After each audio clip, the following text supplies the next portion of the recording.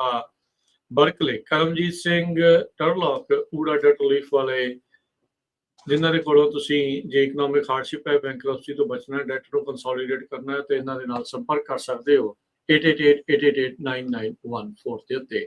ਸਾਰਿਆਂ ਦਾ ਧੰਨਵਾਦ। ਤੁਸੀਂ ਵੀ ਇਸ ਪ੍ਰੋਗਰਾਮ ਨੂੰ ਸਪਾਂਸਰ ਕਰਨਾ ਹੋਵੇ ਸੰਪਰਕ ਕਰੋ 4087227698 ਜੀ। ਅੱਜ ਦੀਆਂ ਖਬਰਾਂ ਵੱਲ ਚੱਲੀਏ ਤੇ ਸਾਰੀ ਦੁਨੀਆ ਦੀਆਂ ਜਿਹੜੀਆਂ ਅੱਖਾਂ ਆ ਉਹ ਜੋ ਈਰਾਨ ਦੇ ਵਿੱਚ ਜੰਗ ਚੱਲ ਰਹੀ ਆ ਅਮਰੀਕਾ ਤੇ ਇਜ਼ਰਾਈਲ ਵੱਲੋਂ ਉਸ ਦੇ ਉੱਤੇ ਲੱਗੀਆਂ ਹੋਈਆਂ ਹੈਗੀਆਂ ਆ। ਕਹਿੰਦੇ ਵੀ ਜਿਹੜੇ ਬੈਕ ਚੈਨਲ ਬ੍ਰੇਕ ਥਰੂ ਚੱਲ ਰਹੀ ਆ, ਬੈਕ ਚੈਨਲ ਦੇ ਰਾਹੀਂ ਗੱਲਬਾਤ ਚੱਲ ਰਹੀ ਆ। ਪਾਕਿਸਤਾਨੀ ਜਿਹੜੇ ਆ ਉਹ cease fire plan to reopen Hormuz ਦੇ ਵਿੱਚ ਕਾਮਯਾਬ ਹੋਏ ਹੈਗੇ ਆ। ਸੋ ਇਹ ਵੀ ਖਬਰਾਂ ਆ ਰਹੀਆਂ, ਕਹਿੰਦੇ ਵੀ 45 ਦਿਨ ਦੀ ਜਿਹੜੀ ਸੀਜ਼ ਫਾਇਰ ਆ ਉਹ ਗੱਲਬਾਤ ਕੀਤੀ ਗਈ ਆ। ਨਿਊਯਾਰਕ ਪੋਸਟ ਜੋ ਰਿਪੋਰਟ ਕਰ ਰਿਹਾ US ਤੇ ਈਰਾਨ ਨੇ ਪਾਕਿਸਤਾਨੀ ਬ੍ਰੋਕਰਡ ਪ੍ਰਪੋਜ਼ਲ ਜਿਹੜਾ ਆ ਉਹ ਰਿਸੀਵ ਕੀਤਾ ਹੈਗਾ ਤੇ ਜਿਹਦੇ ਨਾਲ ਜਿਹੜੀ ਸਟੇਟ ਆਫ ਹਾਰਮੋਜ਼ ਆ ਉਹ ਈਜ਼ਲੀ ਜਿਹੜੀ ਆ ਖੁੱਲ ਜਾਊਗੀ। ਤੇ ਜਿਹੜੇ ਸੋਰਸਸ ਫੈਮਿਲੀਅਰ ਇਸ ਗੱਲਬਾਤ ਦੇ ਨਾਲ ਹੈਗੇ ਆ ਤੇ ਉਹਨਾਂ ਨੇ ਇਹ ਕਿਹਾ ਵੀ 2 ਫੇਜ਼ ਦੀ ਜਿਹੜੀ ਪਲਾਨ ਆ ਉਹ ਹੋਈ ਆ। ਇੱਕ ਤਾਂ ਵੀ ਇਮੀਡੀਏਟਲੀ ਸੀਜ਼ ਫਾਇਰ ਹੋਣਾ ਚਾਹੀਦਾ, ਗੋਲਾਬਾਰੀ ਜੋ ਵੀ ਚੱਲ ਰਿਹਾ ਉਹ ਬੰਦ ਹੋਣੀ ਚਾਹੀਦੀ ਆ। ਉਸ ਤੋਂ ਬਾਅਦ ਲੌਂਗ ਟਰਮ ਐਗਰੀਮੈਂਟ ਹੋਊਗਾ ਤੇ all the elements need to be agreed today, ਇਹ ਸੋਰਸਸ ਨੇ ਕਿਹਾ ਹੈਗਾ। ਤੇ ਕਹਿੰਦੇ ਵੀ ਸਾਰੇ ਕਾਸੇ ਦੇ ਐਫਰਟ ਦੇ ਵਿੱਚ ਪਾਕਿਸਤਾਨ ਜਿਹੜਾ ਆ ਉਹ ਲੀਡ ਰੋਲ ਜਿਹੜਾ ਆ ਨਿਭਾ ਰਿਹਾ ਹੈਗਾ ਆ। ਸੋ ਕਮਿਊਨੀਕੇਸ਼ਨ ਜਿਹੜੀ ਵਾਸ਼ਿੰਗਟਨ ਤੇ ਤਹਿਰਾਨ ਦੇ ਵਿੱਚ ਹੋ ਰਹੀ ਹੈਗੀ ਆ ਉਹਦੇ ਵਿੱਚ ਪਾਕਿਸਤਾਨ ਦਾ ਪੂਰਾ ਹੱਥ ਹੈਗਾ ਆ। ਸੋ ਜਿਸ ਤਰ੍ਹਾਂ ਦੱਸਿਆ ਵੀ 2 ਪੁਆਇੰਟ ਇਮੀਡੀਏਟਲੀ ਸੀਜ਼ ਫਾਇਰ ਤੇ ਉਸ ਤੋਂ ਬਾਅਦ ਫਿਰ ਜਿਹੜੀ ਆ ਗੱਲਬਾਤ ਹੋਊਗੀ। ਕਹਿੰਦੇ ਵੀ 15 ਤੋਂ 20 ਦਿਨਾਂ ਦੇ ਵਿੱਚ ਜਿਹੜੀ ਇਹ ਸੈਟਲਮੈਂਟ ਆ ਇਹ ਹੋਣੀ ਚਾਹੀਦੀ ਹੈਗੀ ਆ ਅਕੋਰਡਿੰਗ ਟੂ ਜਿਹੜਾ ਇਹਨੂੰ ਜਿਹੜਾ ਉਹਨੀ ਨਾਂ ਵੀ ਇਸਲਾਮਾਬਾਦ ਅਕੋਰਡ ਕਰਕੇ ਦੱਸਿਆ ਹੈਗਾ ਆ। ਤੇ ਜਿਹੜੀਆਂ ਗੱਲਬਾਤ ਆ ਉਹ ਵੀ ਇਸਲਾਮਾਬਾਦ ਦੇ ਵਿੱਚ ਹੋਣਗੀਆਂ। US ਈਰਾਨ ਤੇ ਹੋਰ ਜਿਹੜੇ ਰੀਜਨਲ ਆਫੀਸ਼ੀਅਲਸ ਆ ਉਹ ਮੰਨ ਰਹੇ ਆ ਵੀ ਹਾਂ ਠੀਕ ਆ 45 ਦਿਨਾਂ ਦਾ ਜਿਹੜਾ ਸੀਜ਼ ਫਾਇਰ ਆ ਹੋ ਸਕਦਾ ਹੈਗਾ ਤਾਂ ਕਿ ਜਿਹੜੀ ਪਰਮਾਨੈਂਟ ਡੀਲ ਆ ਉਹ ਬਣਾਈ ਜਾ ਸਕੇ। ਟੌਪ ਲੈਵਲ ਦੇ ਕੰਟੈਕਟਸ ਜੋ ਬਿਹਾਈਂਡ ਦਾ ਸੀਨ ਚੱਲ ਰਹੇ ਹੈਗੇ ਆ। ਪਾਕਿਸਤਾਨ ਦੇ ਆਰਮੀ ਚੀਫ ਆਸਿਮ ਮੁਨੀਰ ਉਹ ਬਿਲਕੁਲ US ਦੇ ਵਾਈਸ ਪ੍ਰੈਜ਼ੀਡੈਂਟ JD ਵੈਂਸ ਤੇ ਸਪੈਸ਼ਲ ਇਨਵੋਏ ਜੋ ਸਟੀਵ ਵਿਟਕੋਫ ਆ ਤੇ ਈਰਾਨ ਦੇ ਜਿਹੜੇ ਫੋਰਨ ਮਿਨਿਸਟਰ ਅਵਾਸ ਅਰਾਕਾਚੀ ਆ ਉਹਨਾਂ ਦੇ ਨਾਲ ਜਿਹੜੀ ਗੱਲਬਾਤ ਕਰ ਰਹੇ ਹੈਗੇ ਆ। ਸੋ ਪਬਲਿਕ ਰਿਸਪੌਂਸ ਇਹਦੇ ਸੰਬੰਧ ਦੇ ਵਿੱਚ ਵਾਸ਼ਿੰਗਟਨ ਜਾਂ ਤਹਿਰਾਨ ਤੋਂ ਕਿਸੇ ਤਰ੍ਹਾਂ ਦਾ ਨਹੀਂ ਆਇਆ ਹੈਗਾ। ਈਰਾਨ ਨੇ ਪਹਿਲਾਂ ਵੀ ਸਿਗਨਲ ਕੀਤਾ ਸੀ ਭਈ ਉਹ ਬਿਲਕੁਲ ਪਰਮਾਨੈਂਟ ਸੀਜ਼ ਫਾਇਰ ਦੇ ਲਈ ਐਗਰੀ ਹੈਗੇ ਆ ਜੇ ਸਾਨੂੰ ਗਰੰਟੀ ਦਿੱਤੀ ਜਾਵੇ ਭਈ ਆਉਣ ਵਾਲੇ ਸਮੇਂ 'ਚ ਸਾਨੂੰ US ਜਾਂ ਇਜ਼ਰਾਈਲ ਵੱਲੋਂ ਕਿਸੇ ਤਰ੍ਹਾਂ ਦਾ ਜਿਹੜਾ ਅਟੈਕ ਨਹੀਂ ਕੀਤਾ ਜਾਊਗਾ। ਐਰਿਕ ਡਾਊਟਰੀ ਜੋ ਆ ਉਹਨਾਂ ਨੇ ਵੀ ਇਹ ਕਿਹਾ ਹੈਗਾ ਆ ਤੇ ਪ੍ਰੈਜ਼ੀਡੈਂਟ ਟਰੰਪ ਹੁਣੀ ਕਹਿੰਦੇ ਵੀ ਮੇਬੀ ਅੱਜ ਜਿਹੜੀ ਆ ਇਹ ਡੀਲ ਕਿਸੇ ਨਾ ਕਿਸੇ ਤਰ੍ਹਾਂ ਉਹਨਾਂ ਦੇ ਸਾਹਮਣੇ ਪੇਸ਼ ਹੋ ਜਾਵੇ। ਸੋ ਈਰਾਨ ਤੇ US ਨੇ ਜਿਹੜੀ ਇਹ ਪਲਾਨ ਦੋਨਾਂ ਨੇ ਐਗਰੀ ਕੀਤੀ ਹੈਗੀ ਆ ਪਰ ਪੂਰੀ ਡਿਟੇਲ ਜਿਹੜੀ ਆ ਉਹ ਆਉਣ ਵਾਲੇ ਕੁਝ ਸਮੇਂ ਚ ਆਊ। ਜੀ ਬਿਲਕੁਲ। ਤੇ ਹਰਜੋਤ ਸਿੰਘ ਜੀ ਇਹਦੇ ਉੱਤੇ ਲੇਟੈਸਟ ਇਹ ਨਿਊਜ਼ ਦੱਸ ਰਹੇ ਆ ਵੀ ਈਰਾਨ ਨੇ ਜਿਹੜੀ ਸੀਜ਼ ਫਾਇਰ ਆ ਉਸ ਨੂੰ ਰਿਜੈਕਟ ਕਰ ਦਿੱਤਾ ਹੈਗਾ ਆ। ਸੋ ਇਹ ਜਿਹੜੀ ਸਿਚੁਏਸ਼ਨ ਇਸ ਟਾਈਮ ਨਾਲ ਦੇ ਨਾਲ ਬਣ ਚੁੱਕੀ ਹੈਗੀ ਆ ਤੇ ਇਹ ਜਿਹੜਾ ਪ੍ਰਪੋਜ਼ਲ ਸੀਗਾ ਜਿਹੜਾ ਤੁਸੀਂ ਹੁਣੇ ਦੱਸ ਕੇ ਹਟੇ ਆ ਤੇ ਰॉयटर्स ਇਹ ਇਸ ਟਾਈਮ ਰਿਪੋਰਟ ਕਰ ਰਿਹਾ ਆ। ਉਹਨਾਂ ਨੇ ਕਿਹਾ ਵੀ ਇਹ ਪਰਮਾਨੈਂਟ ਐਂਡ ਟੂ ਵਾਰ, ਕਹਿੰਦੇ ਸੀਜ਼ ਫਾਇਰ ਨਹੀਂ, ਲੜਾਈ ਜਿਹੜੀ ਉਹ ਪੱਕੀ ਬੰਦ ਹੋਣੀ ਜਿਹੜੀ ਉਹ ਚਾਹੀਦੀ ਹੈਗੀ ਆ। ਸੋ ਇਹ ਉਹਨਾਂ ਨੇ ਦੱਸਿਆ ਹੈਗਾ। ਸੋ ਈਰਾਨ ਨੇ ਕਹਿੰਦੇ ਵੀ ਆਪਣੀ ਜਿਹੜੀ ਰਿਸਪੌਂਸ ਆ US ਤੇ ਜਿਹੜਾ ਇਸ ਪ੍ਰਪੋਜ਼ਲ ਸੀਗਾ ਐਂਡਿੰਗ ਵਾਰ ਜਿਹੜਾ ਪਾਕਿਸਤਾਨ ਨੂੰ ਆਪਣੀ ਜਿਹੜੀ ਇਤਲਾਹ ਆ ਉਹ ਦੇ ਦਿੱਤੀ ਆ। ਸੀਜ਼ ਫਾਇਰ ਨੂੰ ਰੱਦ ਕਰਦੇ ਹੋਏ ਜਿਹੜੀ ਜੰਗ ਪੱਕੇ ਤੌਰ ਦੇ ਉੱਤੇ ਬੰਦ ਕਰਨ ਦੀ ਗੱਲ ਆਖੀ ਆ। ਈਰਾਨ ਦੇ ਰਿਸਪੌਂਸ ਦੇ ਵਿੱਚ ਕਹਿੰਦੇ 10 ਕਲੌਜ਼ ਆ, 10 ਉਹਨਾਂ ਨੇ ਵੀ ਆਪਣੀਆਂ ਮੰਗਾਂ ਜਿਹੜੀਆਂ ਹਰਜੋਤ ਸਿੰਘ ਜੀ ਰੱਖੀਆਂ ਜਿਹਦੇ ਵਿੱਚ ਕਹਿੰਦੇ ਵੀ ਇਲਾਕੇ ਦੇ ਵਿੱਚ ਜਿੰਨੇ ਵੀ ਕੌਨਫਲਿਕਟ ਆ ਸਾਰਿਆਂ ਨੂੰ ਖਤਮ ਕੀਤਾ ਜਾਵੇ। ਜਿਹੜਾ ਸਟੇਟ ਆਫ ਹਾਰਮੂਜ਼ ਆ ਉਸ ਦੇ ਲਈ ਸੇਫ ਪੈਸੇਜ ਲਈ ਇੱਕ ਪ੍ਰੋਟੋਕਾਲ ਨਵਾਂ ਬਣਾਇਆ ਜਾਵੇ। ਸਾਡੇ ਉੱਤੇ ਲਾਈਆਂ ਕਹਿੰਦੇ ਜਿਹੜੀਆਂ ਸੈਂਕਸ਼ਨਸ ਆ ਈਰਾਨ ਵਾਲੇ ਕਹਿੰਦੇ ਵੀ ਉਹ ਉਤਾਰ ਦਿੱਤੀਆਂ ਜਾਣ ਤੇ ਰੀਕਨਸਟਰਕਸ਼ਨ ਦੇ ਲਈ ਸਾਨੂੰ ਜਿਹੜੀ ਆ ਉਹ ਮਦਦ ਜਿਹੜੀ ਉਹ ਮਿਲੇ। ਸੋ ਇਹਨਾਂ ਨੇ ਵੀ ਮੰਗਾਂ ਠੋਕਵੀਆਂ ਜਿਹੜੀਆਂ ਇੱਕ ਹਿਸਾਬ ਦੇ ਨਾਲ ਰੱਖ ਦਿੱਤੀਆਂ ਆ। ਸੋ 45 ਦਿਨਾਂ ਵਾਲੀ ਜਿਹੜੀ ਸੀਜ਼ ਫਾਇਰ ਦਾ ਰੌਲਾ ਸੀ ਉਸ ਨੂੰ ਈਰਾਨ ਵਾਲਿਆਂ ਨੇ ਹਾਲ ਦੀ ਘੜੀ ਰੱਦ ਕਰ ਦਿੱਤਾ ਆ। ਸੋ ਇਹ ਇਸ ਦੇ ਵਿੱਚ ਦੇਖੋ ਵੀ ਕੀ ਅੱਗੇ ਬਣਦਾ ਆ। ਉਦਾਂ ਦੱਸਦੇ ਜਾਈਏ ਜਿਹੜਾ ਦੂਜਾ 에ਅਰਮੈਨ ਸੀਗਾ, ਜਿਹੜਾ F-15 ਜਹਾਜ਼ ਦਾ ਜਿਹੜਾ ਦੂਜਾ ਪਾਇਲਟ ਸੀ ਜੋ ਈਰਾਨ ਨੇ ਨਸ਼ਟ ਕੀਤਾ ਸੀ, ਉਸ ਦੇ ਵਿੱਚ ਡਿੱਗਾ ਸੀ, ਉਸ ਨੂੰ ਅਮਰੀਕਾ ਵਾਲਿਆਂ ਨੇ ਸੁਰੱਖਿਅਤ ਜਿਹੜਾ ਆ ਉੱਥੋਂ ਕੱਢ ਲਿਆਂਦਾ ਹੈਗਾ ਆ। ਪਰ ਨਾਲ ਰਿਪੋਰਟ ਇਹ ਆ ਰਹੀ ਆ ਵੀ ਉਸ ਨੂੰ ਬਚਾਉਣ ਦੀ ਖਾਤਰ 2 ਜਿਹੜੇ ਹੋਰ ਪਲੇਨ ਆ ਉਹ ਡਿਸਟਰੋਏ ਹੋ ਗਏ ਆ US ਦੇ ਜਿਹੜੇ ਰੈਸਕਿਊ ਆਪਰੇਸ਼ਨ ਦੇ ਦੌਰਾਨ। MC-130Js ਇਹ ਕਹਿੰਦੇ ਵੀ ਸਪੈਸ਼ਲ ਇਕਵਿਪਮੈਂਟ ਪਲੇਨ ਹੁੰਦੇ ਆ ਜਿਹੜੇ ਕਿ ਇਨਫਿਲਟ੍ਰੇਸ਼ਨ ਜਾਂ ਟਰੂਪਸ ਨੂੰ ਉੱਥੇ ਲਾਉਣ ਦੇ ਲਈ ਤਾਂ ਜਾਂ ਉੱਥੋਂ ਕੱਢਣ ਦੇ ਲਈ, ਸਪੈਸ਼ਲੀ ਐਨਮੀ ਲਾਈਨਸ ਦੇ ਪਿੱਛੋਂ, ਉਹਨਾਂ ਨੂੰ ਉਸ ਦੇ ਲਈ ਜਿਹੜੇ ਉਹ ਵਰਤੇ ਜਾਂਦੇ ਆ।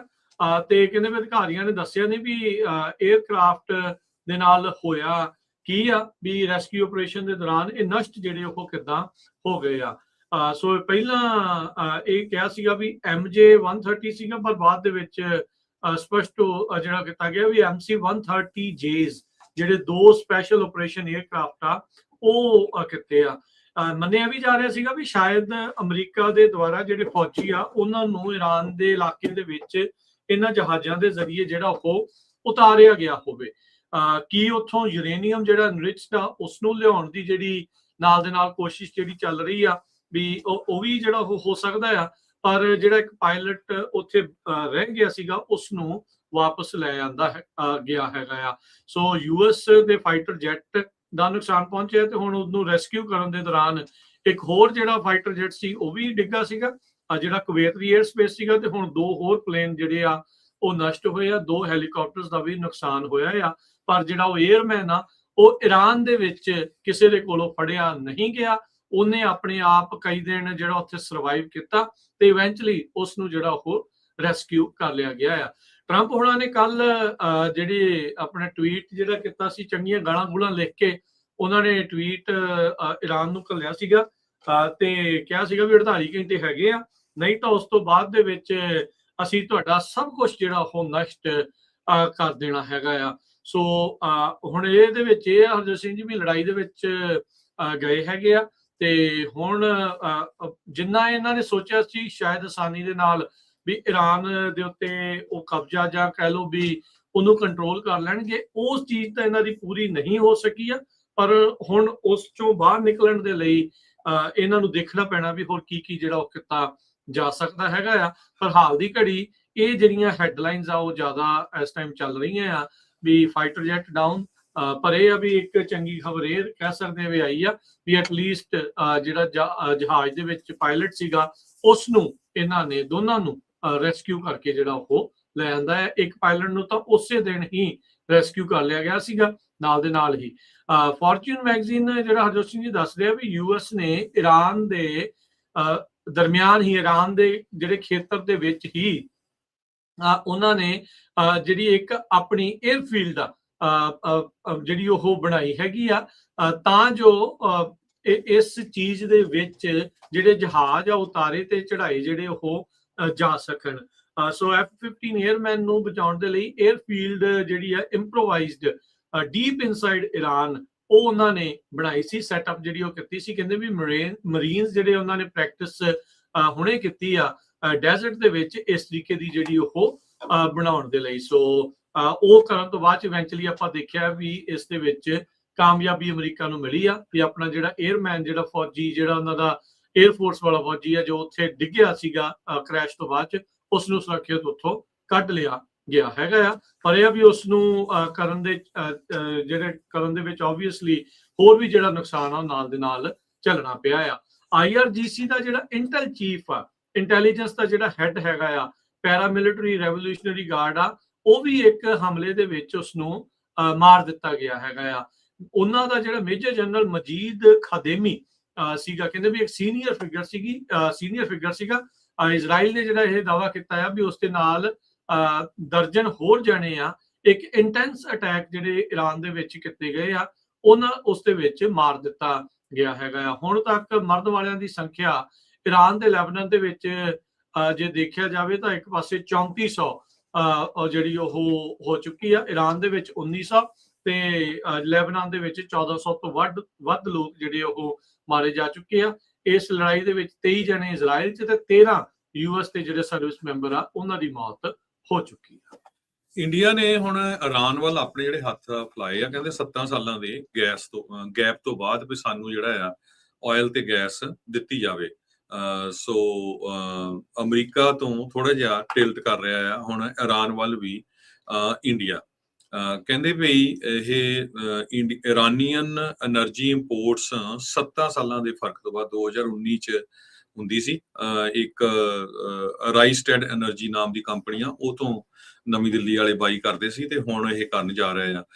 ਸ਼ਨੀਚਰਵਾਰ ਨੂੰ ਇੰਡੀਆ ਦੇ ਮਿਨਿਸਟਰੀ ਆਫ ਪੈਟਰੋਲੀਅਮ ਤੇ ਨੈਚੁਰਲ ਗੈਸ ਉਹਨਾਂ ਨੇ ਇਹ ਕਿਹਾ ਵੀ ਜਿਹੜੀ ਇੰਡੀਆ ਦੀਆਂ ਰਿਫਾਈਨਰੀਜ਼ ਹੈਗੀਆਂ ਆ ਉਹਨਾਂ ਨੇ ਕਰੂਡ ਆਇਲ ਜਿਹੜਾ ਸਪਲਾਈਜ਼ ਆ ਉਹ 40 ਮੁਲਕਾਂ ਤੋਂ ਲਿਆ, ਜਿਹਦੇ ਵਿੱਚ ਈਰਾਨ ਵੀ ਹੈਗਾ ਆ, ਕਿਉਂਕਿ ਮਿਡਲ ਈਸਟ ਦੇ ਵਿੱਚ ਡਿਸਟਰਪਸ਼ਨ ਹੋਈ ਆ। ਇਹਦੇ ਨਾਲ ਬਹੁਤ ਜਿਹੜਾ ਆ ਇੰਡੀਆ ਦੇ ਵਿੱਚ ਵੀ ਡਿਸਟਰਪਸ਼ਨ ਹੋਈ ਹੈਗੀ ਆ। ਮਿਨਿਸਟਰ ਨੇ ਇਹ ਡਿਨਾਈ ਕੀਤਾ ਹੈ ਵੀ ਜਿਹੜੀ ਕਿਸੇ ਤਰ੍ਹਾਂ ਦੀਆਂ ਜਿਹੜੀਆਂ ਰਿਫਾਈਨਰੀਜ਼ ਆ ਉਹਨਾਂ ਦੇ ਨਾਲ ਜਿਹੜੀ ਪੇਮੈਂਟ ਹੈਗੀ ਆ ਉਹਦਾ ਕੋਈ ਰੌਲਾ ਰੱਪਾ ਨਹੀਂ ਹੈਗਾ। 44,000 ਮੀਟ੍ਰਿਕ ਟਨ ਦਾ ਜੋ ਇਰਾਨੀਅਨ ਲਿਕੁਇਫਾਈਡ ਪੈਟਰੋਲੀਅਮ ਗੈਸ LPG ਆ ਉਹ ਜੋ ਸਦਰਨ ਇੰਡੀਆ ਪੋਰਟ ਦੇ ਉੱਤੇ ਲੱਗ ਗਿਆ। ਸੋ ਇੱਕ ਜਹਾਜ਼ ਜਿਹੜਾ ਉਹ ਲੈ ਗਏ ਹੈਗੇ ਆ। ਅਰਪਿਤ ਚਤੁਰਵੇਦੀ ਸਾਊਥ ਏਸ਼ੀਅਨ ਐਡਵਾਈਜ਼ਰ ਹੈਗੇ ਆ ਟਨੇਕੋ ਦੇ, ਉਹਨਾਂ ਨੇ ਇਹ ਕਿਹਾ ਵੀ ਇੱਕ ਤਰ੍ਹਾਂ ਦੇ ਨਾਲ ਇਹ confidence building mechanism with Tehran ਹੈਗਾ ਆ। ਰਿਟਰਨ ਦੇ ਵਿੱਚ ਇਰਾਨ ਵਾਲੇ ਉਹਨਾਂ ਤੋਂ ਕੋਆਪਰੇਸ਼ਨ ਮੰਗ ਰਹੇ ਹੈਗੇ ਆ ਤੇ ਖਾਸ ਕਰਕੇ ਇੰਡੀਆ ਵਾਲੇ ਵੀ ਕਹਿ ਰਹੇ ਆ ਵੀ ਜਿਹੜੀ ਸਟੇਟ ਆਫ ਹਾਰਮੋਜ਼ ਆ ਉਸ ਨੂੰ ਖੋਲ ਦਿੱਤਾ ਜਾਵੇ। ਇੰਡੀਆ ਜਿਹੜਾ ਦੁਨੀਆ ਦਾ ਤੀਜਾ ਵੱਡਾ ਆਇਲ ਇੰਪੋਰਟਰ ਆ ਤੇ second largest consumer of LPG gas the. So mostly ਜਿਹੜੀ ਆ ਇਹ ਸਟੇਟ ਆਫ ਹਾਰਮੋਜ਼ ਤੇ ਡਿਪੈਂਡ ਕਰਦਾ ਕਿਉਂਕਿ ਉੱਥੋਂ ਹੀ ਸਾਰੀ ਜਾਂਦੀ ਹੈਗੀ। 50% ਕਰੂਡ ਆਇਲ ਤੇ ਮੋਸਟਲੀ ਜਿਹੜਾ LPG ਆ ਮੋਸਟਲੀ ਜਿਹੜਾ ਕੁੱਕ ਕਰਨ ਦੇ ਲਈ ਗੈਸ ਵਰਤੀ ਜਾਂਦੀ ਹੈਗੀ ਆ ਘਰਾਂ ਦੇ ਵਿੱਚ ਤੇ ਕਮਰਸ਼ੀਅਲ ਦੇ ਵਿੱਚ, ਉਹ ਇੱਥੋਂ ਹੀ ਜਾਂਦੀ ਹੈਗੀ ਆ।